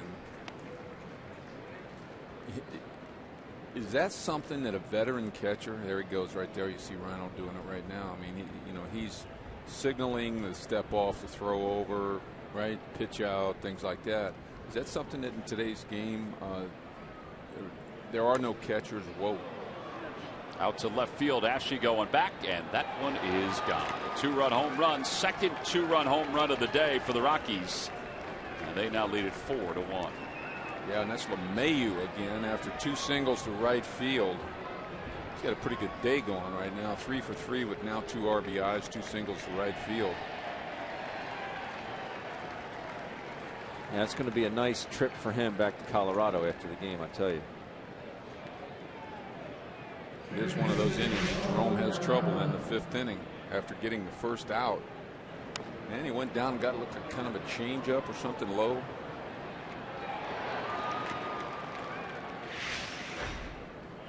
Well, now Arenado, he hit a 2-run home run, his first time up, and he hits that one foul on out of play. It's 0-1. Well, back to what I was saying, we maybe can show it with a man on base again, but is that something that in today's game is totally in the hands of the managers, whereas backs, let's say when I played, Booney, for example, veteran catcher, pretty much had a sense for when to throw over, maybe give the thumb or something like that, maybe when to pitch out, and they let the veteran catchers handle that on their own? Since I played, 95 was my first year in rookie ball when I signed. I had never was able to run a control running game on my own. was all through the manager or bench coach or somebody. Here's Cody Ashe, and this is only his second opportunity since being put in left field. Now, would you have preferred to run it on your own, Ben, or was it okay that the bench coach or the manager did it? I would have. The only thing I would have not liked is if I felt that I needed a pitch out, especially as a slow pitcher on the mound. I didn't like pitch outs because pitchers don't know how to execute them. It's just something they don't practice. But if I did call a pitch out and the guy wasn't running, I would take the blame for that. I wouldn't feel good about giving my pitcher a ball. So then the onus is on the manager, the bench Correct. coach. Yeah. Here's Carlos Gonzalez, and he lines one out toward right center field, and that'll be in for an extra base hit going to the scoreboard. And Gonzalez on his way to second, and he'll be there standing.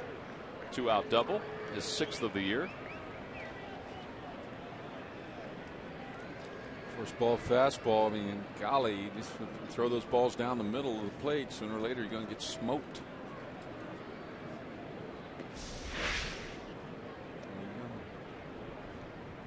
Wow. Lefties are low ball hitters. Almost to a man. Almost to a man. Well, now Rosario, who grounded one through the hole on the left side, is last time up. He's 1 for 2. He's also grounded out to shortstop.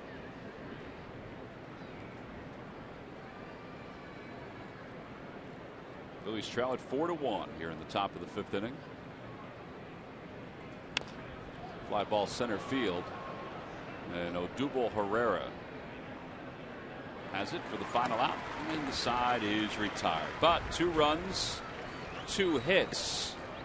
1 man left in scoring position. We'll go to the bottom of the 5th inning. Looks like Patrick's just about done.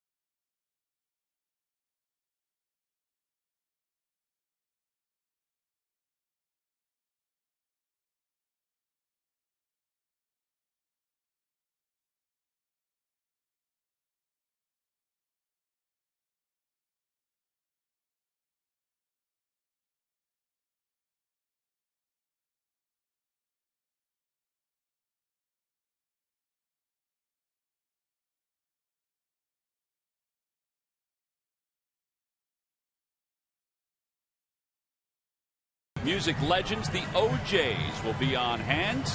They'll be presented with the Phillies Gamble and Huff Community Partnership Award. Pop and RB songwriter and producer Bunny Sigler will sing the national anthem. Pre-game and in-game performances will begin early, so you want to be in your seats. It's part of the Giants weekend, the 5th, 6th, and 7th. Order your tickets now by going to Phillies.com. Friday, June 5th. Yeah. I'll be here. All right. OJ's. We'll put you right down in the front row. Man, I'm going to be all over that. Well, we go to the bottom half of the 5th inning. I love music.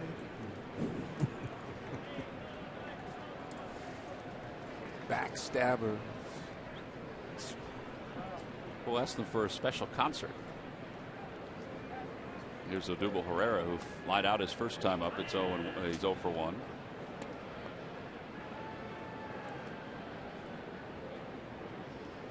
Odubel's average at 241.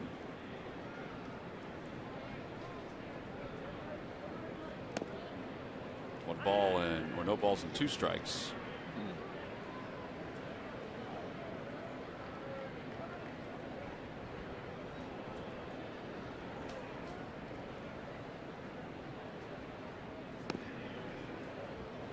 Outside, it's 1-2.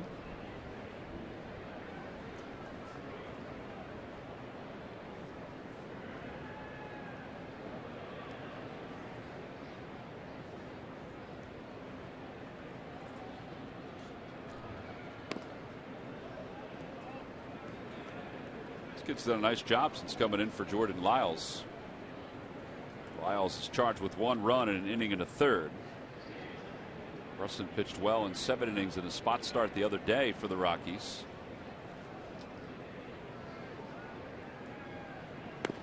And a called strike 3. That's his second strikeout. Well, you're not going to do anything with it if you do swing at it. Fastball down and away, and hit probably a ball. Yes. But you know, look at that one that Hundley was caught out on early in the ball game. That may have been lower than the one that Hundley was called out on, but I thought the 2-strike pitch that he pointed toward the outside part of the plate, I thought that might have been a better pitch. So here's Rupp. Rupp doubled his last time up, drove in the run for the Phils. And he pulls that one toward third. Arenado. And he throws him out. 2 away.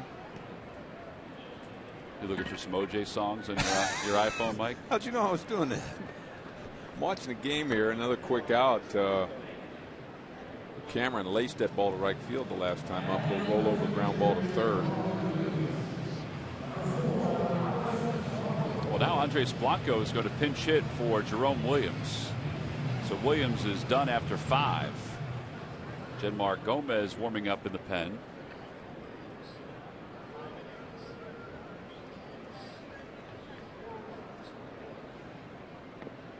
Pitch is low. 1 ball, no strikes. Ted Barrett, the home plate umpire. He's the crew chief. Williams 5 innings, 8 hits, 4 runs, no walks, 4 strikeouts.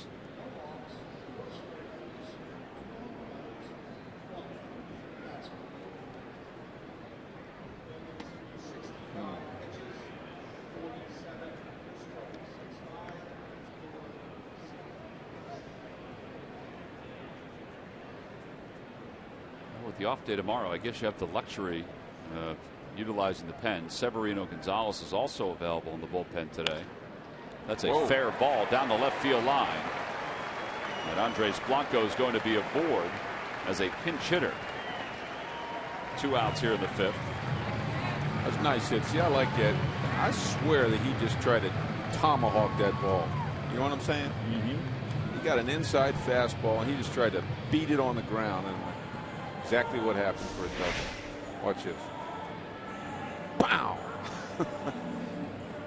He wouldn't let that thing get in the air. Another good pinch hit at bat for the Phillies. Yeah, so he's 5 for 16 this year in pinch hit appearances.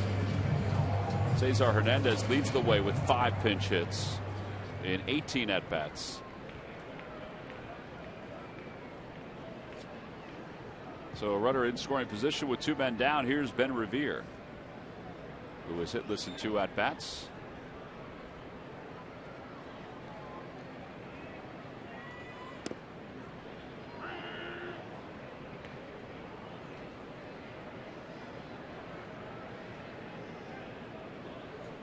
Two-out knock here would be nice. Cut the lead in half.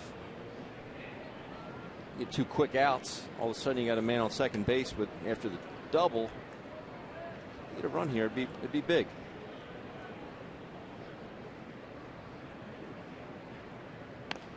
Off the hands, out to third. Arenado. And throws him out. 5-3 on the putout. No runs. 1 hit. 1 man left in scoring position. Well, another quiet day for the Phillies offense. They trail at 4-1.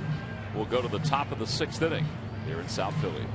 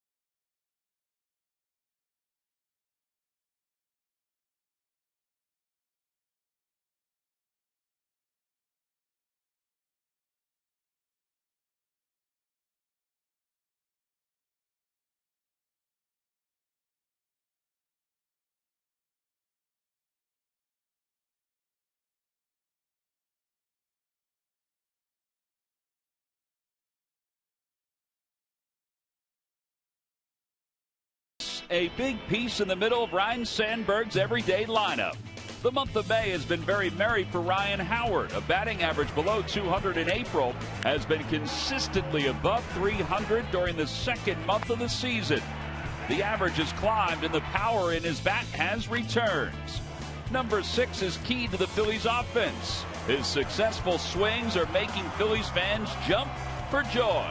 And they're brought to you by Independence Blue Cross. Live fearless. Well, the brace is back on for Rene Latchman. He didn't actually throw it away. Maybe they gave him a different one, and maybe it's a better one than the one he wore before. By the way, that sign that he held up before, there was a note on the bottom for Larry Anderson. Pitching summary: 100 pitches, 1 fastball, 99 sliders. Very accurate. Yeah, that's true. Well, you got to admire a man that knows his bread and butter pitch. Oh. Barnes will lead it off. Look at Larry. Larry's like, that's right. I know why I was in the major leagues for all that time. Barnes takes a strike from Genmar Gomez, and it's 0-1.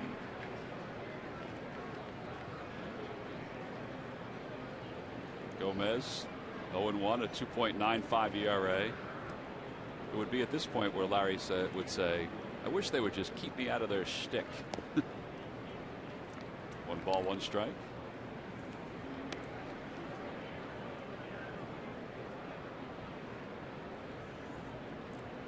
Larry was very lively today in the yes, he was. Room. He was kind of like a DJ. He sure was. That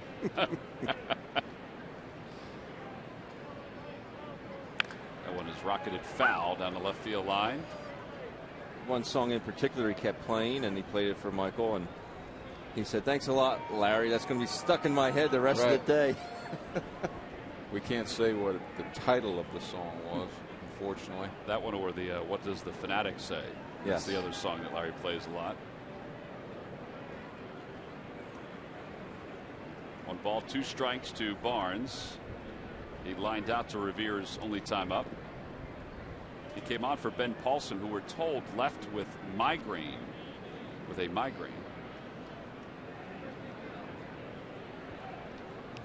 Think about some of the injuries. De La Rosa couldn't pitch because he had a bad finger. Yeah, bad finger. Lyles leaves the game with a bad toe. Yep. Yesterday, Betancourt leaves the game with flu-like symptoms, and Paulson today has a migraine, and Rene Latchman's got a bad neck. Tell you what, I never knocked those guys with a migraine, because I've had them. Whee. But on Rene's neck brace case, how about like a box or something in front of you that where you know what I mean? You could leave the brace on if you just move the darn thing up a little, right? Like a music stand. Yeah, like an that. easel. Yeah. Well, I think this that's a foul tip. Or are you gonna go? I think the neck thing just came up though the last couple of days, so he wasn't able to address it properly. And 1 out. And Nick Hundley's coming up. Hundley 0 for 2. He has struck out. He's also flied out to right field.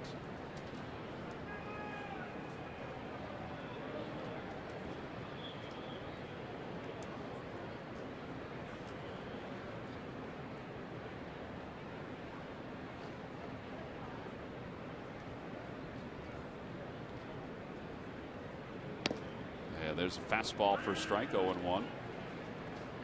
Now, do the Rockies wear these only on Sundays? No, they wore them the other day on Friday also. I like the cutoff jerseys. I was on a team as a kid one summer when we had the cutoff jerseys like that. Comfortable. With the T-shirt underneath the jersey. I would have opted for the gray uni today. In the sun. The black attracts the heat. That's just me. They had a purple jersey at one point too. They did. Yeah. No balls, 2 strikes to Hundley, and he's down on strikes again. Threw it right in the glove. Sure so did. Cameron had that glove set slightly off the plate out there, and Genmar hit it right into center. Ball really comes back nicely. Wow. How do you not That's give a up on bullseye. that pitch? You know, you have to give up on it. You see that ball's outside. There's Araujo warming up in the bullpen.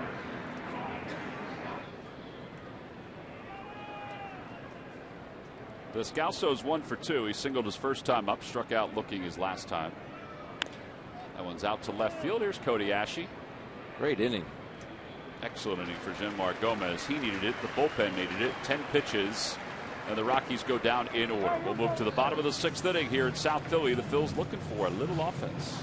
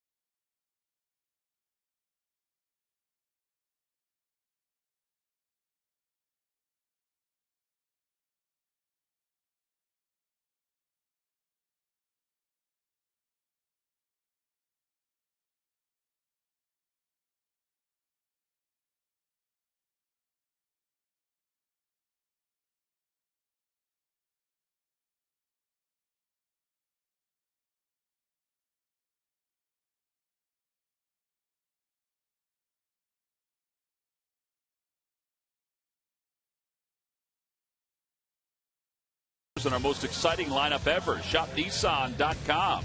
Buy the Pennsylvania Lottery. Benefits older Pennsylvanians. And buy Xfinity, the official entertainment provider of the Philadelphia Phillies. Well, last week when the Phillies were in Denver, it was the heaters that were going in the dugout. I mean, they were going. Temperature during the games were in the 30s for most of the afternoon. Today it's the fans that are going. Although Sean is down in the dugout. He's got the long sleeves on. He's Now keeping that's himself sun protected. protection. Yeah. Right, Sean? That's exactly right. I hear you, bro. Little sunscreen, and I wear the long sleeve shirts myself as much as I can when I'm out in the sun.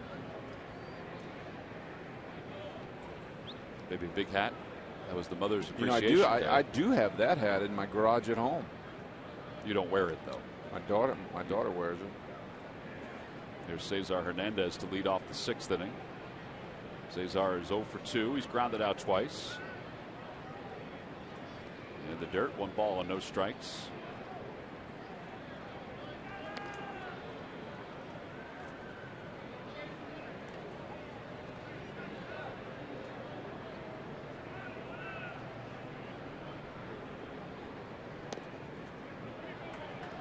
You know, we've been watching a lot of college games lately. Quite interesting. I have the honor of representing the Phillies next Monday at the draft. At the draft? Yeah, to announce I guess I announce our 2nd, 3rd pick, something like that. I believe the commissioner announced the first picks or something on the MLB Network Monday evening. It is remarkable how that's even changed. You know, Ryan Sandberg talked about when he was drafted, his father read it in the paper the next day in the Agate section. And now the first round, the first few rounds are on the MLB Network. Hernandez foul tips that one. It's 3-2. Yeah, I was out riding the John Deere the morning I got drafted. Finished mowing the lawn. Just kind of waited by the phone. Lorenzo Cain's story is hilarious. He got drafted out of high school. And his baseball coach called him and said, "Why didn't you tell me you got drafted?" Descalso throws out Hernandez. And Lorenzo Cain says, "What's drafted?" He goes, "You got drafted by the Brewers." He goes, "What's a brewer?" You know, he His mom wanted him to play baseball because I guess one of the programs got cut at his high school. He said, you got to do something. So he went to play baseball. Just very raw talent. You see what he is today. Go back to the at bat we just watched. Cesar Hernandez ground out to shortstop on a 3-2 pitch. The 3-1 pitch, swung a ball inside off the plate. Would have been a good time to take a 3-1 pitch on your own, down 3 runs, leading off an inning. And he can swing with 2 strikes. He's not afraid to hit with 2 strikes. No balls, 1 strike to Chase Utley. Utley's 1 for 2.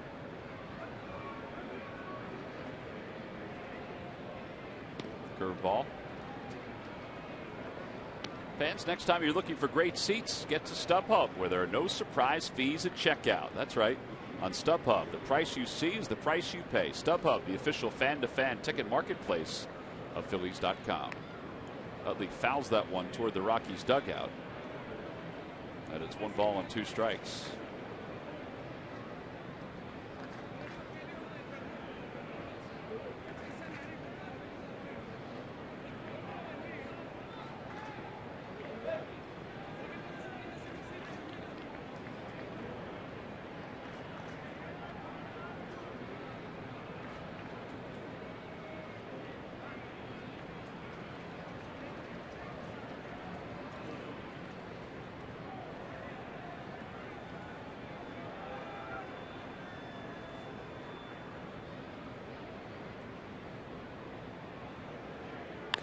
This one out to left field. Barnes has room. And now 2 outs.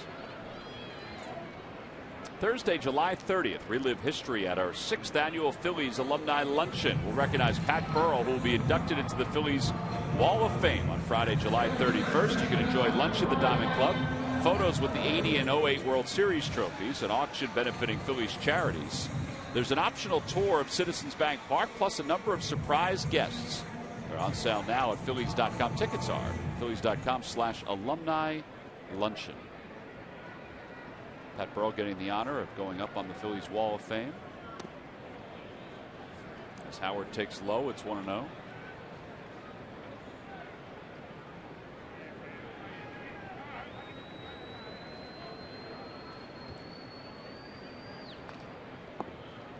And 1 ball, 1 strike to Ryan Howard. You guys have been through situations like this where you lose 6 in a row, you offense is scuffling. What do you do? I mean, you keep grinding. Obviously, it's a long year, but man, it's got to be frustrating. You have to keep getting your work in. That one to left field, and Barnes will make the catch. Phillies have had 1 hit since the 2nd. They go down in order for the 4th time, or 3rd time, I should say, in the last 4 innings.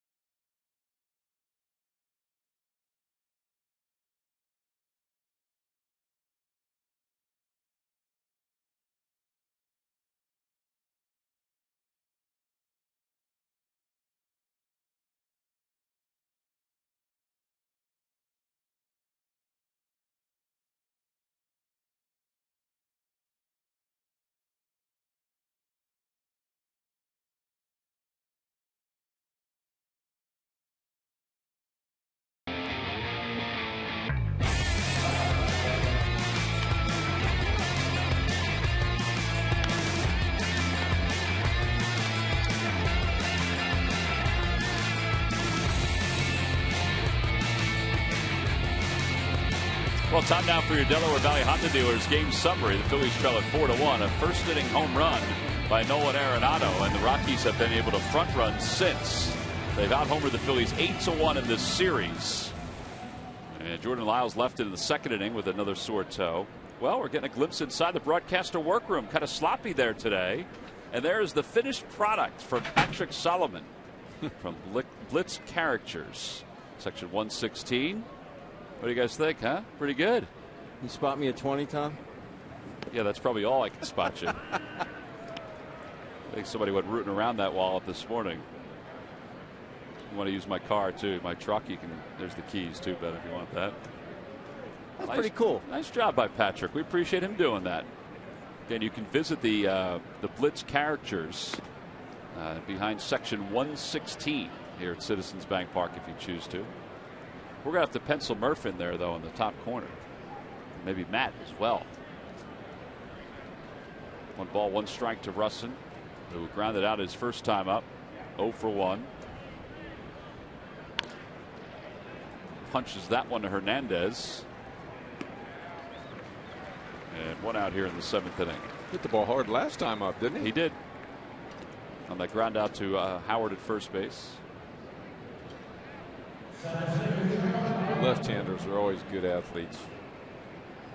They are. I mean, there's something about them. Left-handed hitters or pitchers? They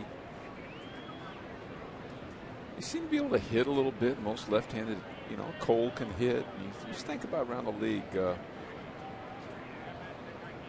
Left-handed pitchers, good athletes generally. They just seem more graceful. You look at the swings. Look at Carlos Gonzalez's swing. It's just graceful. It's easy. Phil Mickelson. I mean, just a nice, easy swing. I thought you were supposed to deter kids from being left-handed golfers. I think sometimes you don't have a choice. Well, it's true. 1 ball, no strikes to Blackman. 0 for 2. Hit by a pitches last time. Scored a run. That one's inside. 2 balls and no strikes. He didn't let that one hit. No, he didn't. No, he did not.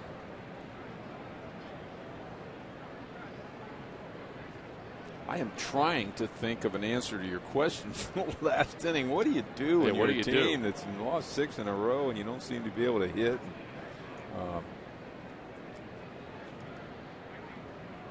I mean, a lot of these innings, particularly in this series, and the Mets series, it's been really quiet offensively.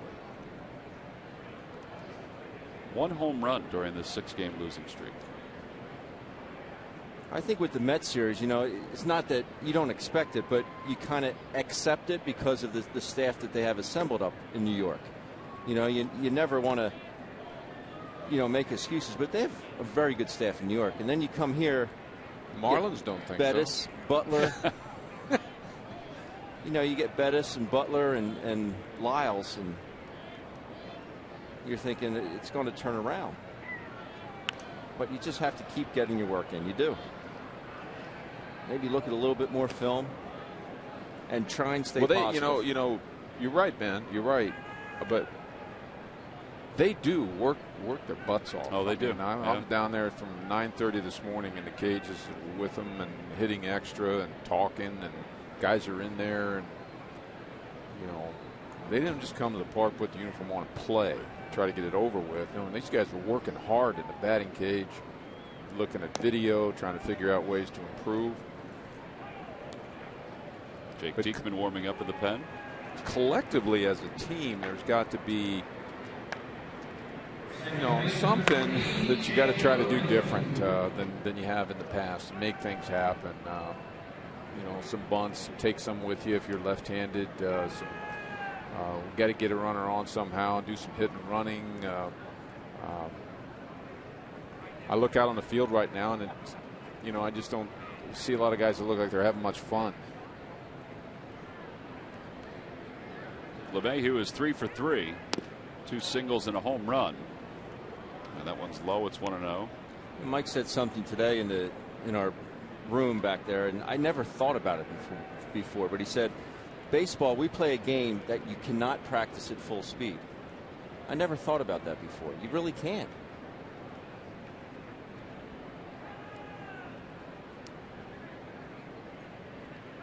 Runner goes, pitches hit foul off the front of the camera. Well, and it's 1-1.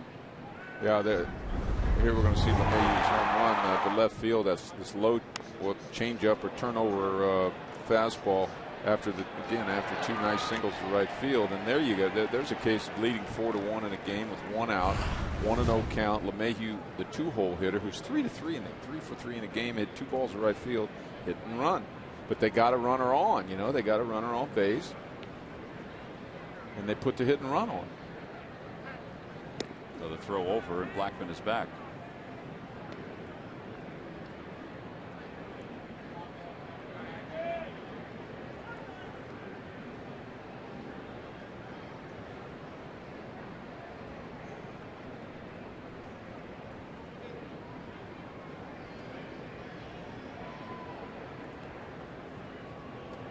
Outside, now 2 balls and 1 strike.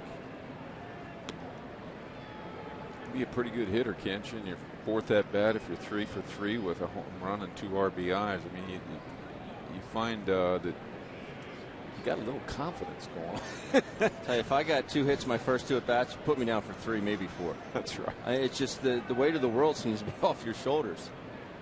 And then I tell myself the next day, why can't I have that approach? Yeah. In my first at bat, my second bat, regardless of the outcome. Runner goes, throw to second base is in time. Blackman a dead duck. Cameron Rupp continues to show a strong arm from behind the plate. Yes, he does. I thought he had that beat. Go ahead on that one, Ben. You're the catcher, so.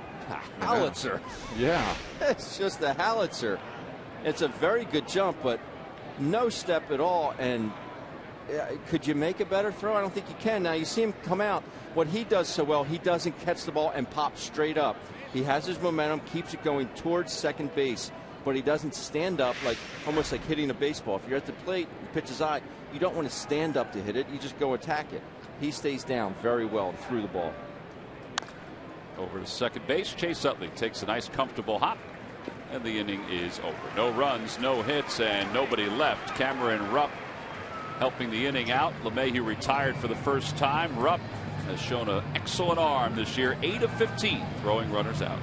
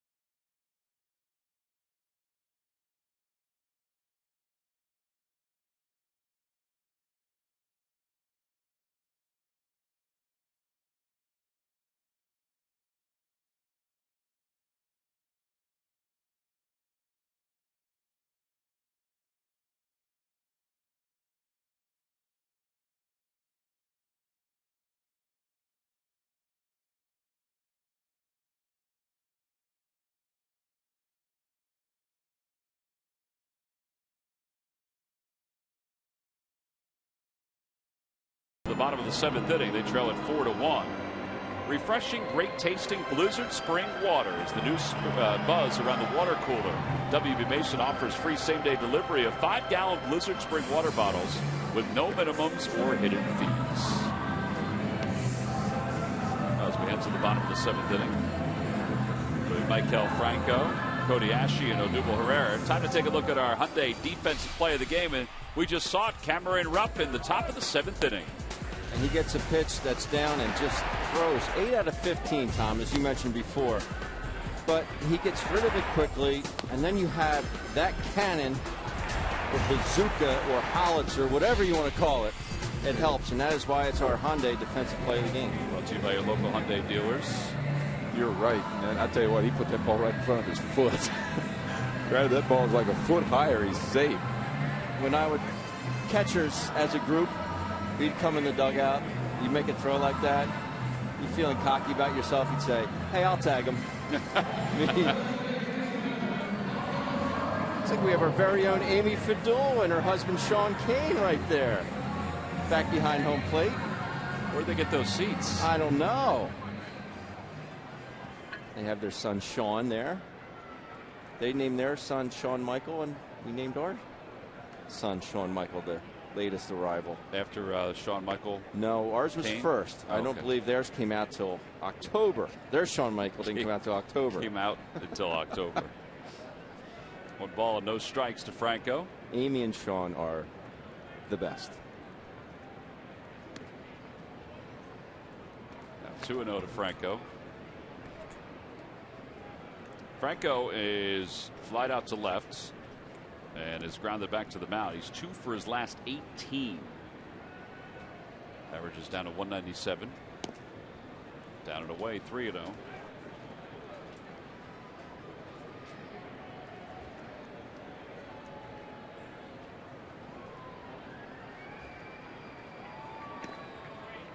And ball 4. I mean, despite that walk, I think the job this kid's done on the mound since taking over for Lyles. Yeah. He kind of got a nice little setup there going against our 6 left-handed batters. We're geared up for Lyles. Now we got a little action. All right, let's see if what you guys are talking about, if this comes to fruition here, if there is some movement. Franco's not necessarily going to be a base stealer, but if they can get some movement going. Yeah, like the first thing I think of right now is, where's that third baseman playing? I got a free hit right here, right? I got a free hit. Just drop a bunt. Lefty on lefty. What a great time. Yeah, now he's coming in. Look. Well, I think he's coming in to back the throw up. Yep. But he's going back out. See, if you just had it in your repertoire of ways to get on base, out comes the pitching coach to give a little more time for the bullpen to get ready. Yeah, Brown is the right-hander that's warming up in the bullpen. Boone Logan is stretching as well.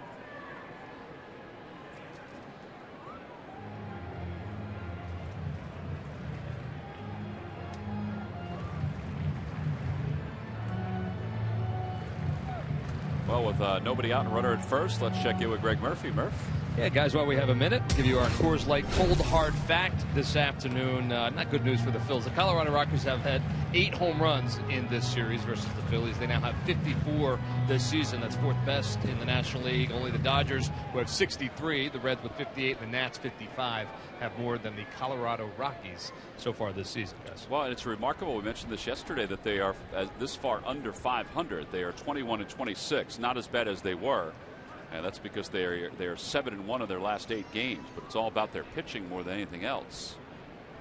As she takes a strike, 0-1. Phillies, meanwhile, have hit 27 home runs this year, which is last in the National League.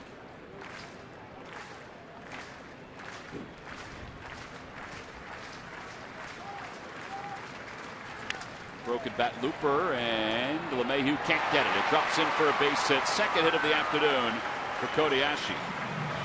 And the Phillies have runners on first and second with nobody out. There we go. Okay, good at bats now. A chance to get back in this game. Everybody goes up there with the idea they're going to put the toughest at bat they can put on this guy right now. And a walk is all part of winning the battle. Odubel is hitless in 2 at bats. He's flied to left. He's also struck out looking.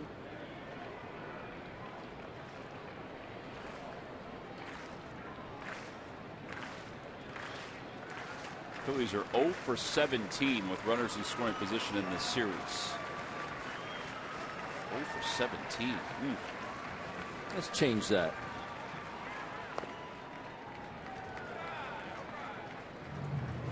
Well, you got Rupp on deck, and then you have a pinch hitter for the pitcher.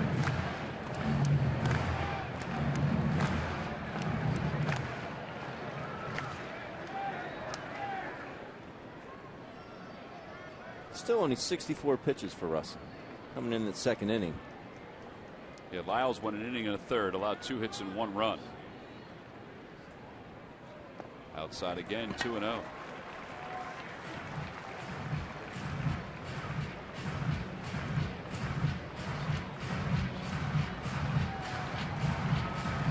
Walt Weiss is about to make a change, not right now.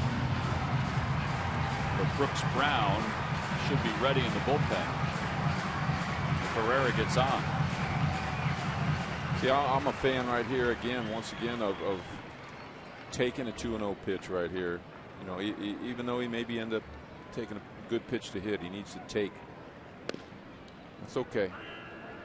That's the way to play the game right there.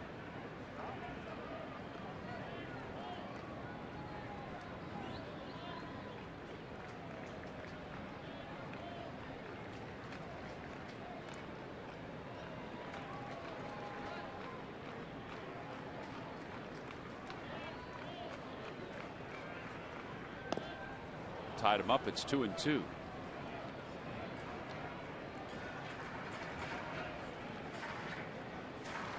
If something tells me this is his last hitter, you know, either way. Through 67 pitches. Pretty good for coming to the park thinking you're not going to be in the game. You're going to be the long man.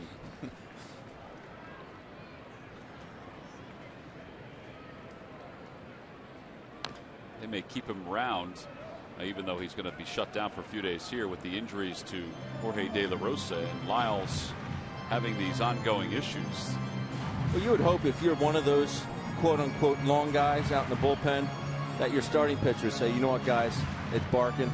I don't know how long. I'm going to go. I'm going to try go as long as I can, but just give you a heads up, be ready.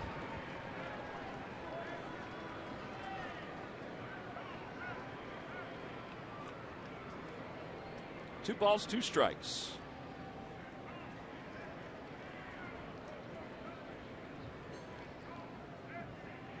And opposite way, that's going to drop for a base hit. Franco's going to stop at third. So Herrera has loaded up the bases. And the Phils have 3 base runners in 1 inning. That hasn't happened all that often during this series. So it's their first hit in this series with a runner in scoring position. And with Cameron Rupp due up, that may be it for Russin. See what Walt Weiss decides to do. He's venturing up the stairs, and he's going to make the change. So a pitching change here at Citizens Bank Park.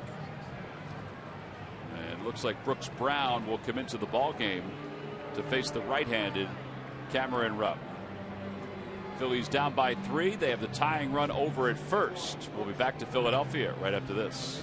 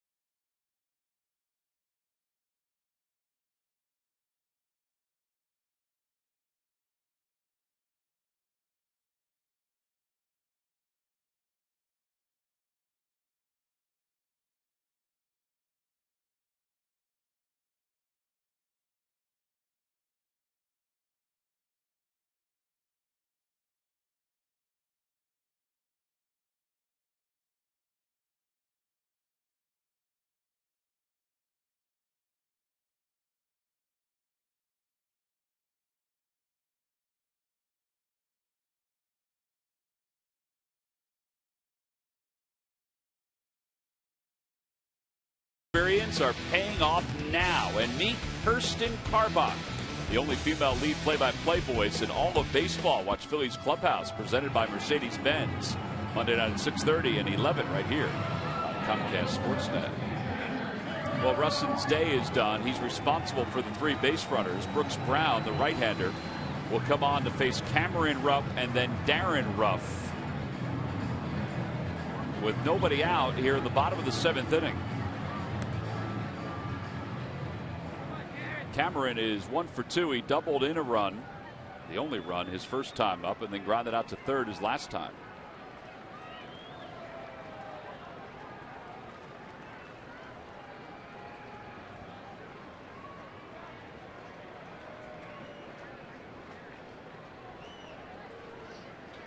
Well, they're playing back in the infield, which you would suspect. They're deep in the outfield, aside from Gonzalez, the right fielder. A base hit, and the Phillies should be able to score 2.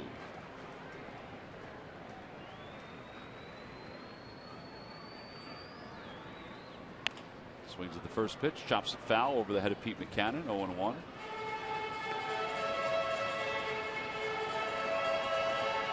Yeah, I like aggressiveness with the bases loaded. I don't care what anybody says. Get up there with the bases loaded. It's hard for me to spot somebody to strike. They throw a breaking ball, curve ball, something like a strike one. They got me, but I'm unloading on that fastball.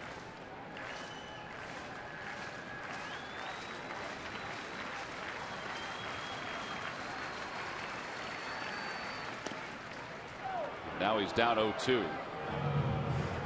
Toyota Major League Scoreboard, an update from out in Cincinnati. The Reds have swept out the Nationals 8-2. But the Nationals haven't lost their lead in the division because the Marlins took the first 2 games from the Mets. Now, right now in the 9th inning, there are 2 outs, and the Mets lead the Marlins 4-3. No balls, 2 strikes to Cameron Rupp. And he's down on strikes, so 1 away. Pretty heavy sinker right there. Power sinker. Yeah, he painted the corner on that 0-1 pitch. Cameron got a little aggressive on the first pitch, and then there was a sinker. The bottom just dropped out of it inside. Well, Darren Ruff 1 for 9 so far as a pinch hitter. So now you can bet he's going to do the same thing with Darren that he did with Cameron. Hope he was watching.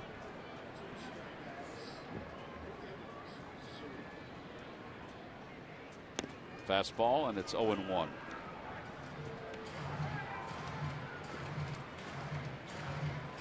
Tell you what, that low strike has been called throughout the course of the day.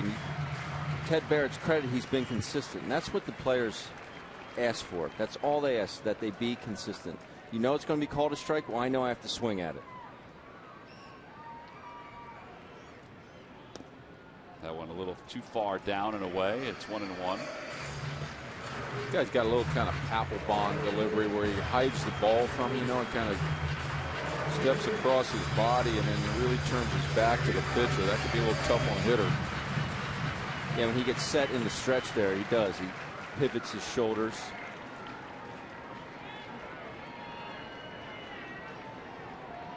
One ball, 1 strike.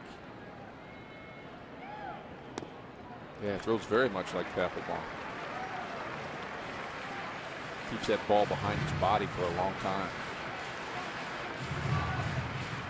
Foster on the phone, making sure that he's got the guy up that he wants. It's Friedrich right now.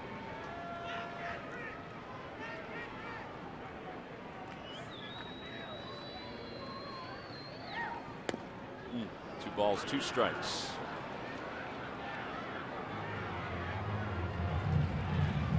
Well, he's made, 2 fastballs he's thrown Darren here. Both have painted the outside corner. Unbelievable.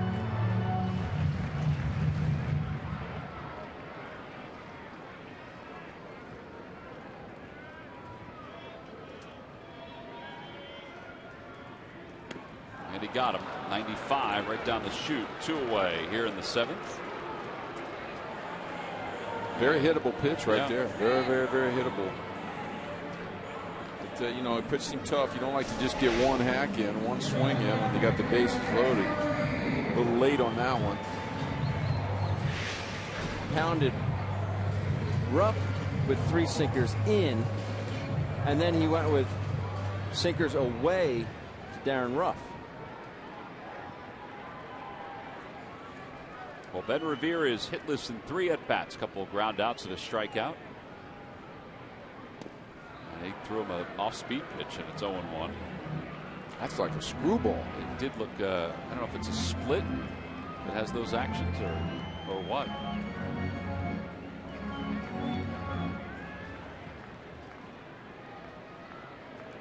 Bases loaded, nobody out. Now back-to-back strikeouts by Brooks Brown. The way he's pitching Revere, totally different. Good motion on that, you know, good heavy arm speed, big wind up, big release, and then nothing comes out and runs away about a foot.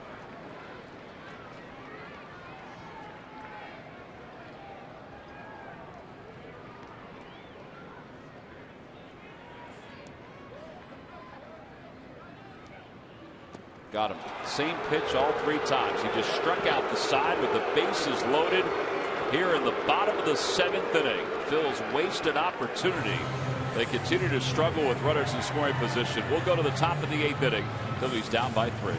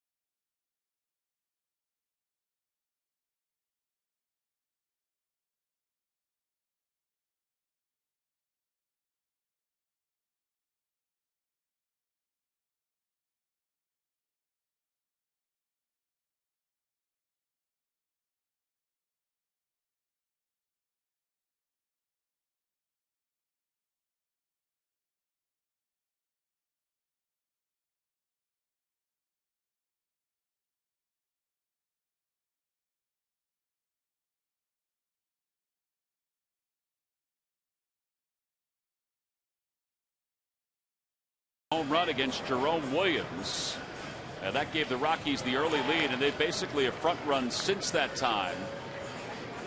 And Arenado continues to hit the ball well and hit it well on the road. And speaking of that, time to take a look at our T-Mobile game changer. You would think he'd have more home runs at Coors Field, but 10 of his 12 home runs have come on the road, which is tops in the National League. Ryan Braun has 9 on the road. Stanton just hits home runs anywhere. But 10 of his home runs have come on the road. Likes room service, I guess. I guess so.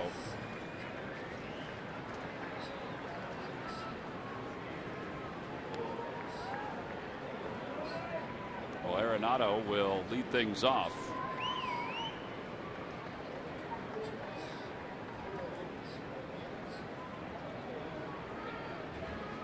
Arenado hits the first pitch out towards center field, and Herrera will make the play. DeFreitas in for Jenmar Gomez.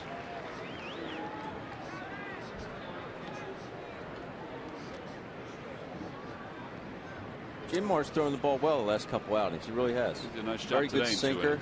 He's seen some change up from sliders, but his sinker has that depth on it and sink that we saw in spring training, Tom. Nolan Arenado flew out on the first ball, slider right over the ends. Perfect. Ooh, what a ball to hit. It's a good get over slider. I never really liked the get over slider unless I knew the pitcher and then he liked to start me off with him. But He got an out on what I would consider a bad pitch.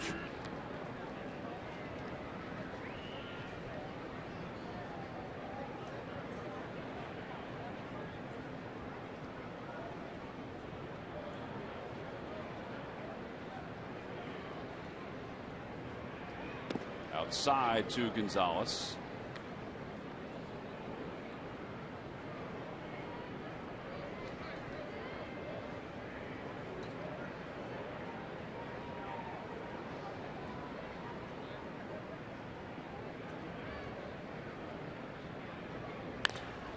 Third hit of the day. Oh no, did Revere catch it? He did catch it. Oh man, what a play by Ben Revere. That ball was hit right on the nose by Gonzalez, who thinks it was trapped. But Angel Hernandez went out and watched it. It did look like he caught it. Honestly, I thought it was going to drop, and Ben stayed with it and was able to pick it out of the air. Well, Gonzalez is still at second base, and that should send him to the dugout right there. Just looking at Fanavision here. And that replay right there shows it. Went right into his glove. Things even out. He got that little cheapie to the first baseman the first time up.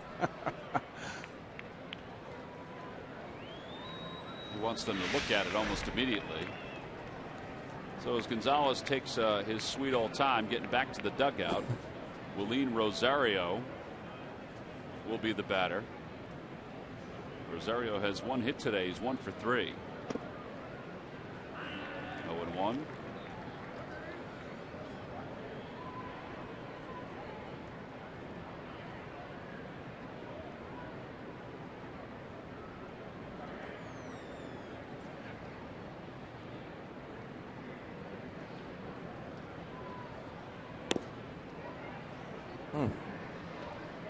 Pretty good spot with that pitch from DeFreitas.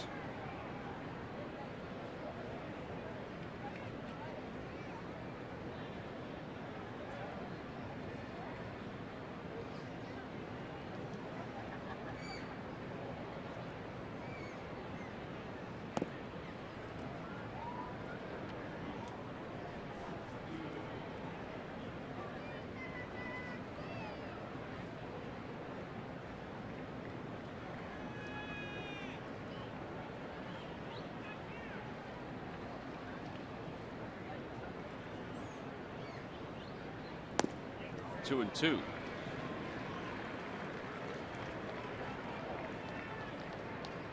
Called that immediately on the swing, correct?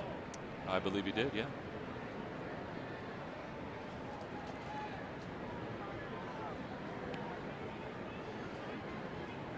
Two balls, 2 strikes. Well, that looked pretty good right there. 3 and 2. Phillies will have 2 more chances. They trail at 4-1. They'll have Hernandez, Utley, and Howard due up in the bottom half of the 8th inning. Let's see how the Rockies play it with their bullpen. They've got Friedrich warming up. First, though, DeFreitas trying to get through the top of the 8th. Out of play, off to our right.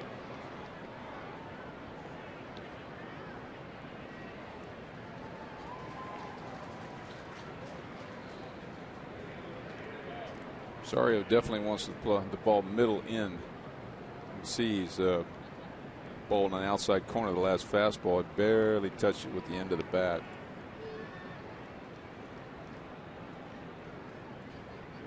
Swing and a miss. He got him 94 on that fastball. So a couple days rest for DeFreitas has upped his fastball velocity. No runs, no hits, nobody left. Ben Revere, an outstanding play out right field to start this inning. Or to help move this inning along, I should say. We'll go to the bottom of the 8th. It's 4-1. Rockies on top.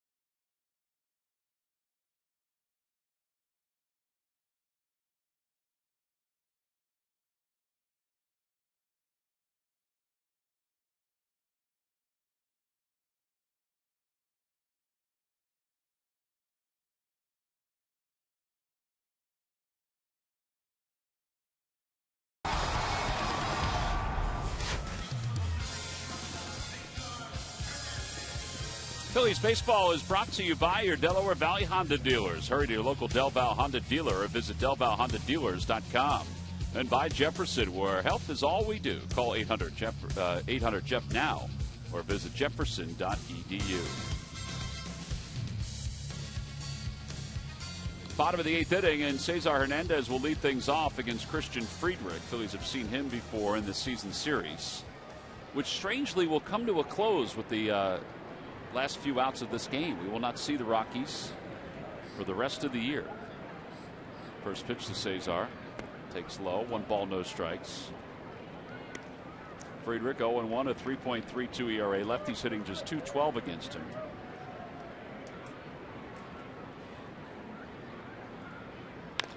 Out to right field, Gonzalez. And 1 out. So 2 pitches and Cesar is retired.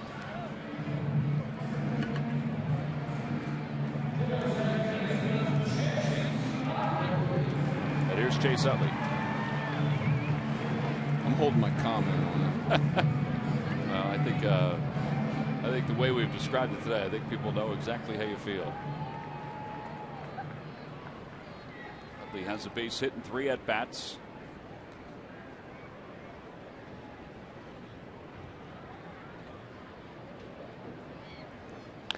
Pulls that one right into the shift. Swinging at the first pitch, and there are 2 outs. Sunday, June 28th, when the Phillies take on the Washington Nationals. All fans 14 and under will receive the Fanatic alternate style jersey. That's compliments of Pico. All part of a 3-game set against the Nats. Order your tickets by going to Phillies.com. Phillies face the Nats even at that late date here in the month of June. They will not see Jason Worth, who will be out still with the fractures in his wrist. Nationals lead the division by a half game over the Mets as Howard takes low, 1-0.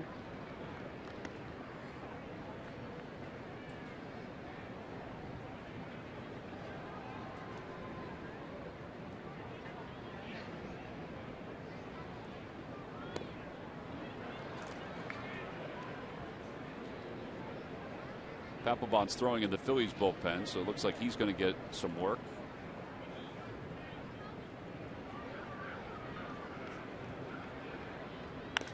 Howard hits it foul. It's 1 ball and 2 strikes. Off day tomorrow, the ALS Festival here at Citizens Bank Park. Where's your photo booth at, Mike? Do you know? It is, I believe, in, I want to say the Diamond Club. Okay. I'm not sure Debbie's going to take me there, meet her in the clubhouse. 250 photos. Breaking ball, it's 2-2. Going to wear your jersey? What do you got going on? I'm not sure what, I'm not sure what we're going to be wearing. A lot of smiling. Cheeks are going to be sore. Ben and Matt will be signing autographs tomorrow. Phillies Festival. And a call. Strike 3. The inning is over. Friedrich retires the Phils in order. It looked like a pretty good pitch. Maybe it was a little inside, according to Ryan Howard. 8 in the books. We'll go to the 9th. Phillies trail at 4-1 to the Rockies.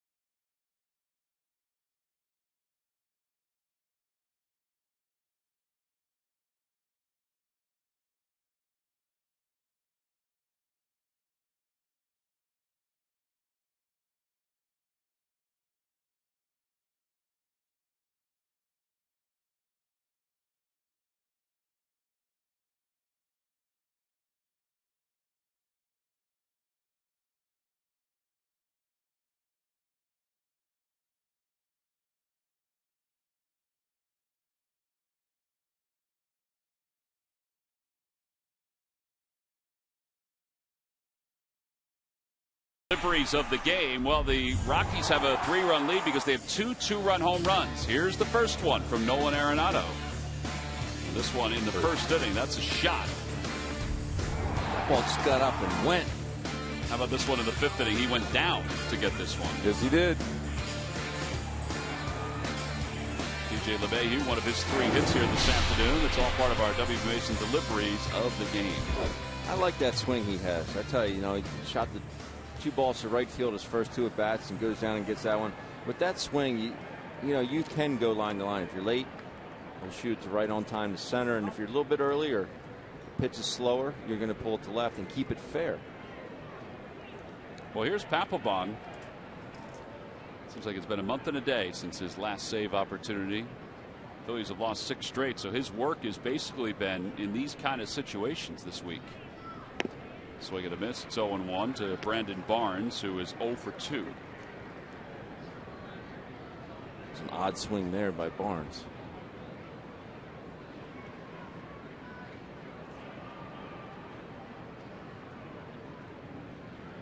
No balls, 1 strike. He swung at that. It hit him, but he swung at that. Nice. They're going to bring him. I think they said strike. He was pointing toward first, I thought, but I think strike.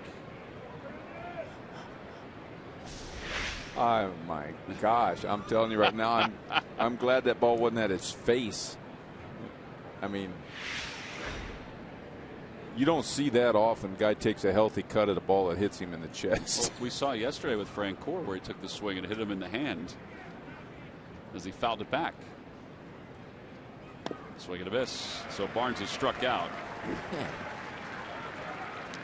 Every time the Phillies pitchers retire, the opposition 1-2-3, which they've done 2 of the last 3 innings. Comcast will make a contribution to Phillies charities. Phillies baseball is brought to you by Xfinity, the official entertainment provider of the Philadelphia Phillies. There's an interesting stat here under Papelbon's line here in the notes. You guys probably have mentioned it before, but it caught my eye. The Phillies are 29-1 in the 30 games that he and Giles have entered with a lead. Their numbers are unbelievable. Imagine that. Yeah. And the one was just the other day. It's fouled back. So you can get to the Giles inning with a 1-run lead. They're 29-1. Woo. Just got to get there with the lead. Yeah. Which has been harder and harder. That's been the issue. No balls, 1 strike to Hundley. Well, he's got that ball moving today, doesn't he? His off-speed pitches all season have been completely different.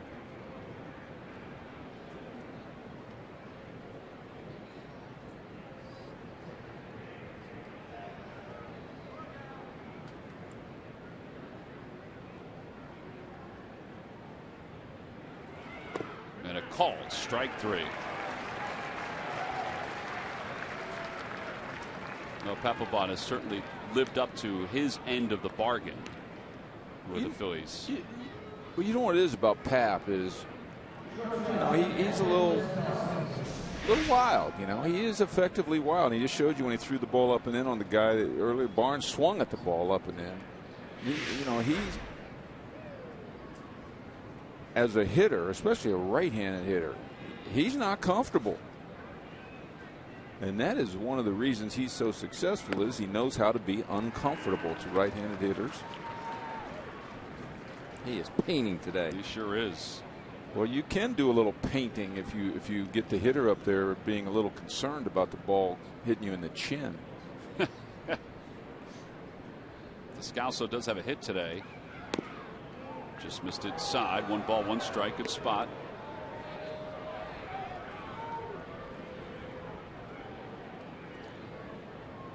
I can't get over that at bat by Barnes. I just can't. There's 3 swings were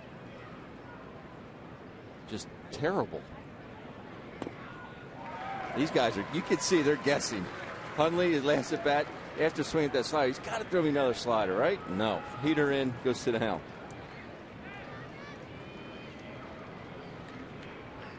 Let's see what Papelbon is going to decide to throw to Descalso here. Splitter chopped back toward the middle. Oh, barehanded by Utley. And Descalso will be aboard with an infield hit. Nothing new about that one. That's good hitting with 2 strikes. Chop a ball up the middle. And Rafael Inoa will now be the hitter.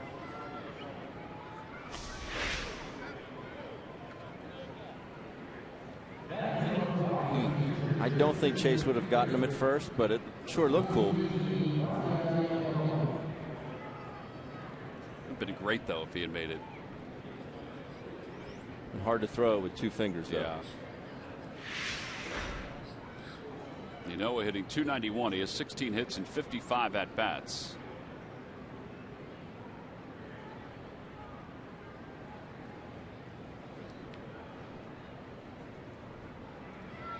Inside, 1 ball, no strikes.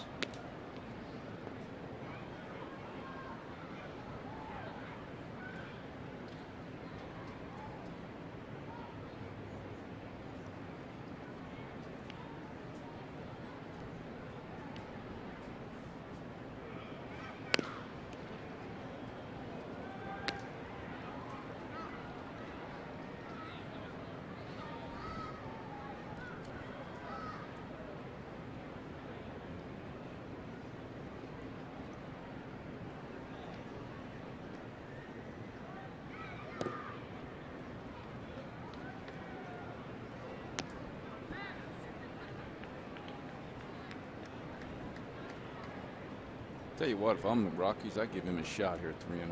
What the heck? 2 outs, 3-0.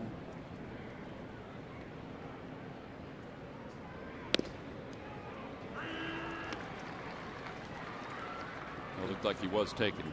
Do you like swinging 3-0? Sure. Yeah.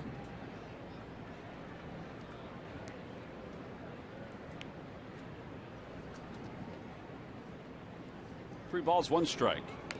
And he fights it off foul. It's 3-2. 500th home run is a 3-0 pitch. Yeah.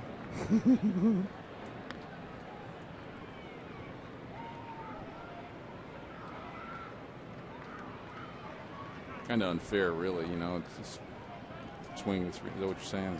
No, it's not unfair. It's just, yeah, if you're at bat, it's unfair for the pitcher, but not when I was hitting. Runner goes. Pitches slapped out to short. He broke his bat. Hernandez has to hurry and does. Side is retired.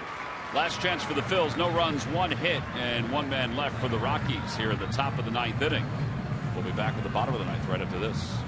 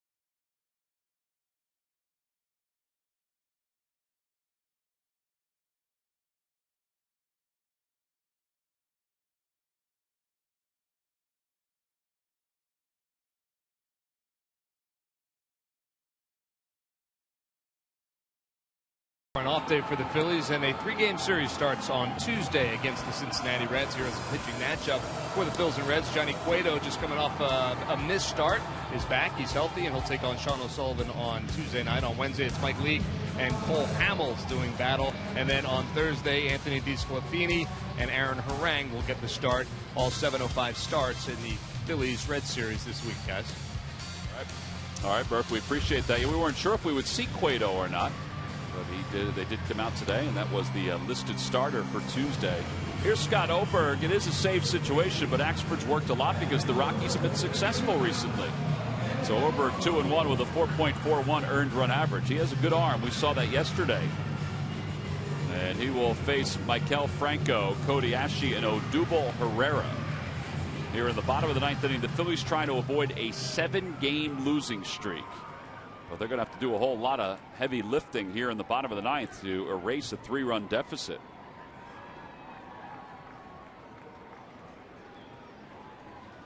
Well, the Rockies bullpen, and today, outstanding work from Chris Russin. 10 2/3, 9 strikeouts, 1 earned run. They're going to win this season series going away from the Phils the way this looks right now. So Franco is up. He's 0 for 2 today with a walk. Swings at the first pitch. And Arenado will retire him for the first out. Well, 1 out here in the ninth inning, and that will bring Cody Asche to the plate. Guys, before we get off the air, we want to offer our get well wishes to our buddy Mike Jackalone from the production cavity, one of our audio guys.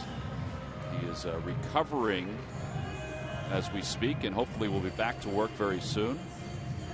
So Mike, on behalf of Carl Graber and the rest of the crew up here, see Carl, I offered you up there. I want to offer Mike our wishes for a speedy recovery. 0-1 to Cody Asche.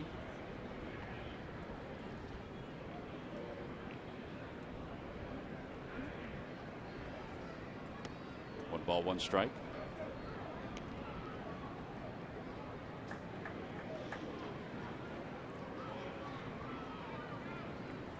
One ball, 1 strike to Asche. Asche has 2 hits today, 2 for 3.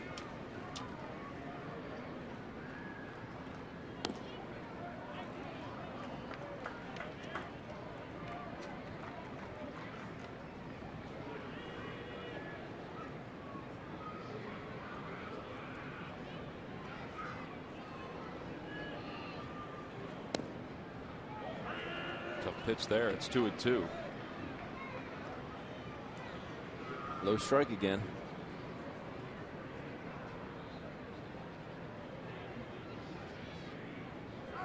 There's the Oberg family there. Get a chance to watch him pitch here.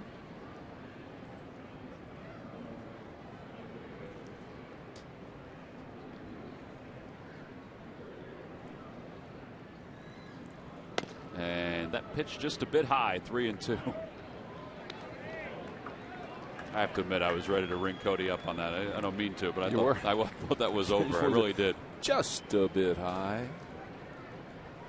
Odubel Herrera waits on deck.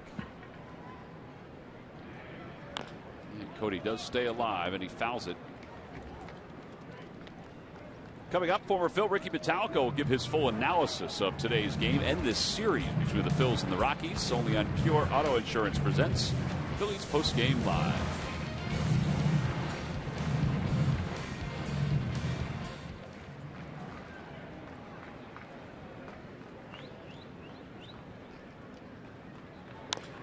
Cody pulls it toward first base. Rosario flips it to Oberg covering, so 2 outs. And some polite clapping from the Oberg family. 3-1 on the putout. I tried to give you my answer to your question earlier in short version as best I can about, you know, what do you do as a team when you've lost 6 in a row and you're not hitting? Somehow it's a leadership thing, I guess. I mean, somewhere you got to get a sense of urgency with your at-bats back to where they were at one time when you thought, when we thought, hey, we're not that far out of this thing, a couple of more wins, let's keep winning. Then when you start losing, you lose that. Yeah. You lose that sense that every at-bat really, really means something. And, you're willing to take your walks and work the pitcher and do the things that create rallies. And somehow all goes away sometimes when the guys aren't hitting. We've noticed a lot of early pitch outs here when they're down by, down 4-1 in the game. A lot of quick outs. Well, where do you draw the line? The guys aren't hitting, and they're going to get a fastball to hit early in the count. Right. Absolutely. What's more important, turning it loose and hitting that fastball early, maybe getting themselves going, or play the game? And the game generally requires that we take pitches when we're behind because we need base runners. And sometimes you don't trust those basic instincts when you're behind and you're struggling the way you are, I would think. Swing and a miss. It's 1-2. You just have to make sure that you're not giving at bats away, right. Because if you do, things snowball, and it gets to a point where, you just feel like you're helpless when you go up to home plate. Well, we're giving them away, but we're not trying to give them away. Does that make sense? I mean, we're not. Absolutely. We're working, we're working, trying to get hits. We're preparing before the games, we're doing, but in the game, is it a concentration thing? Again, an urgency thing? Is it not willing to take the walk? I'm not sure what it is. Hard to put your finger on. I've been there. Been there and done that. And I tell you what, I've been down 5-6-0 with 1 out in the 9th inning and swung at a first ball fastball. I really have. Because maybe if I do line it somewhere for a base hit, it gets me on a roll. Maybe it just gets gets me on off a the roll. snide. 1-2 pitch to Odubel. He fouls it away. But when you watch, let's think of some, I want to say Nationals hitters, but a team that really strikes me is like the Pirates. Those early hitters in the Pirates line up down to McCutcheon and those guys, man, they're bullies at home plate. Yeah. You know what I mean by bullies at home plate? The Toronto, we see Toronto in spring training a lot. They're bullies. And those guys are like bullies up there. They're eating up home plate. And another knock. Yeah, Herrera's going to keep this game alive when he punches that one to left field. So it's his second hit. So a 2-out single. Papelbon is ready to go if need be. He's found the bat he likes. He's gotten the helmet he wants. So that's just the old Papelbon being Papelbon there. Yeah, just sit down, John. Try to help the cause. Now, for our fans out there that might say, well, where might Jeff Francoeur be at this point in time? Possibility of a home run. I mean, Jeff got hit by swinging at that pitch yesterday, and he can barely had his thumb drained. Kind of smashed his fingernail, so he's, I guess, unavailable in terms of probably run, but it seemed like he was pretty sore. That one is hit out toward right field. It doesn't look like it's going to matter. Gonzalez is under it, and the Rockies have swept out the Phils in this 3-game series. They win it by a final score of 4-3, and the Phillies have now lost 7 consecutive games. No runs, 1 hit, and 1 man left here in the 9th inning. A quiet day offensively for the Phillies. Well, this guy coming out of the pen and taking over for Jordan Lyles, Chris Russing, 4 2/3 scoreless. Hey, you need a long man every once in a while to really pick you up in a big time spot. He picked them up today. Well, he may not be the long man over the next month with the injuries they have to their pitching staff. He got in there and got a little lucky with our lineup, right? Not being the starter, he got in there against 6 left-handed pitchers. After Lyles came out after like an inning and a half. So that was a break. He didn't have to face a lot of righties. Makes it a tough matchup for us. He did a heck of a job. He was right around the strike zone all day long. So the Phillies have been swept in back-to-back series for the first time since July 2013. And it's the first time they've ever been swept by the Rockies at home. And it's the first time overall, throwing a lot of notes at you, that they've been swept by the Rockies in the series since 2002. 7-game losing streak for the Phils. They lose it today 4-1 to the Colorado Rockies. They'll scrape back to Denver. Phillies will await the Cincinnati Reds. We'll wrap it up when we get back.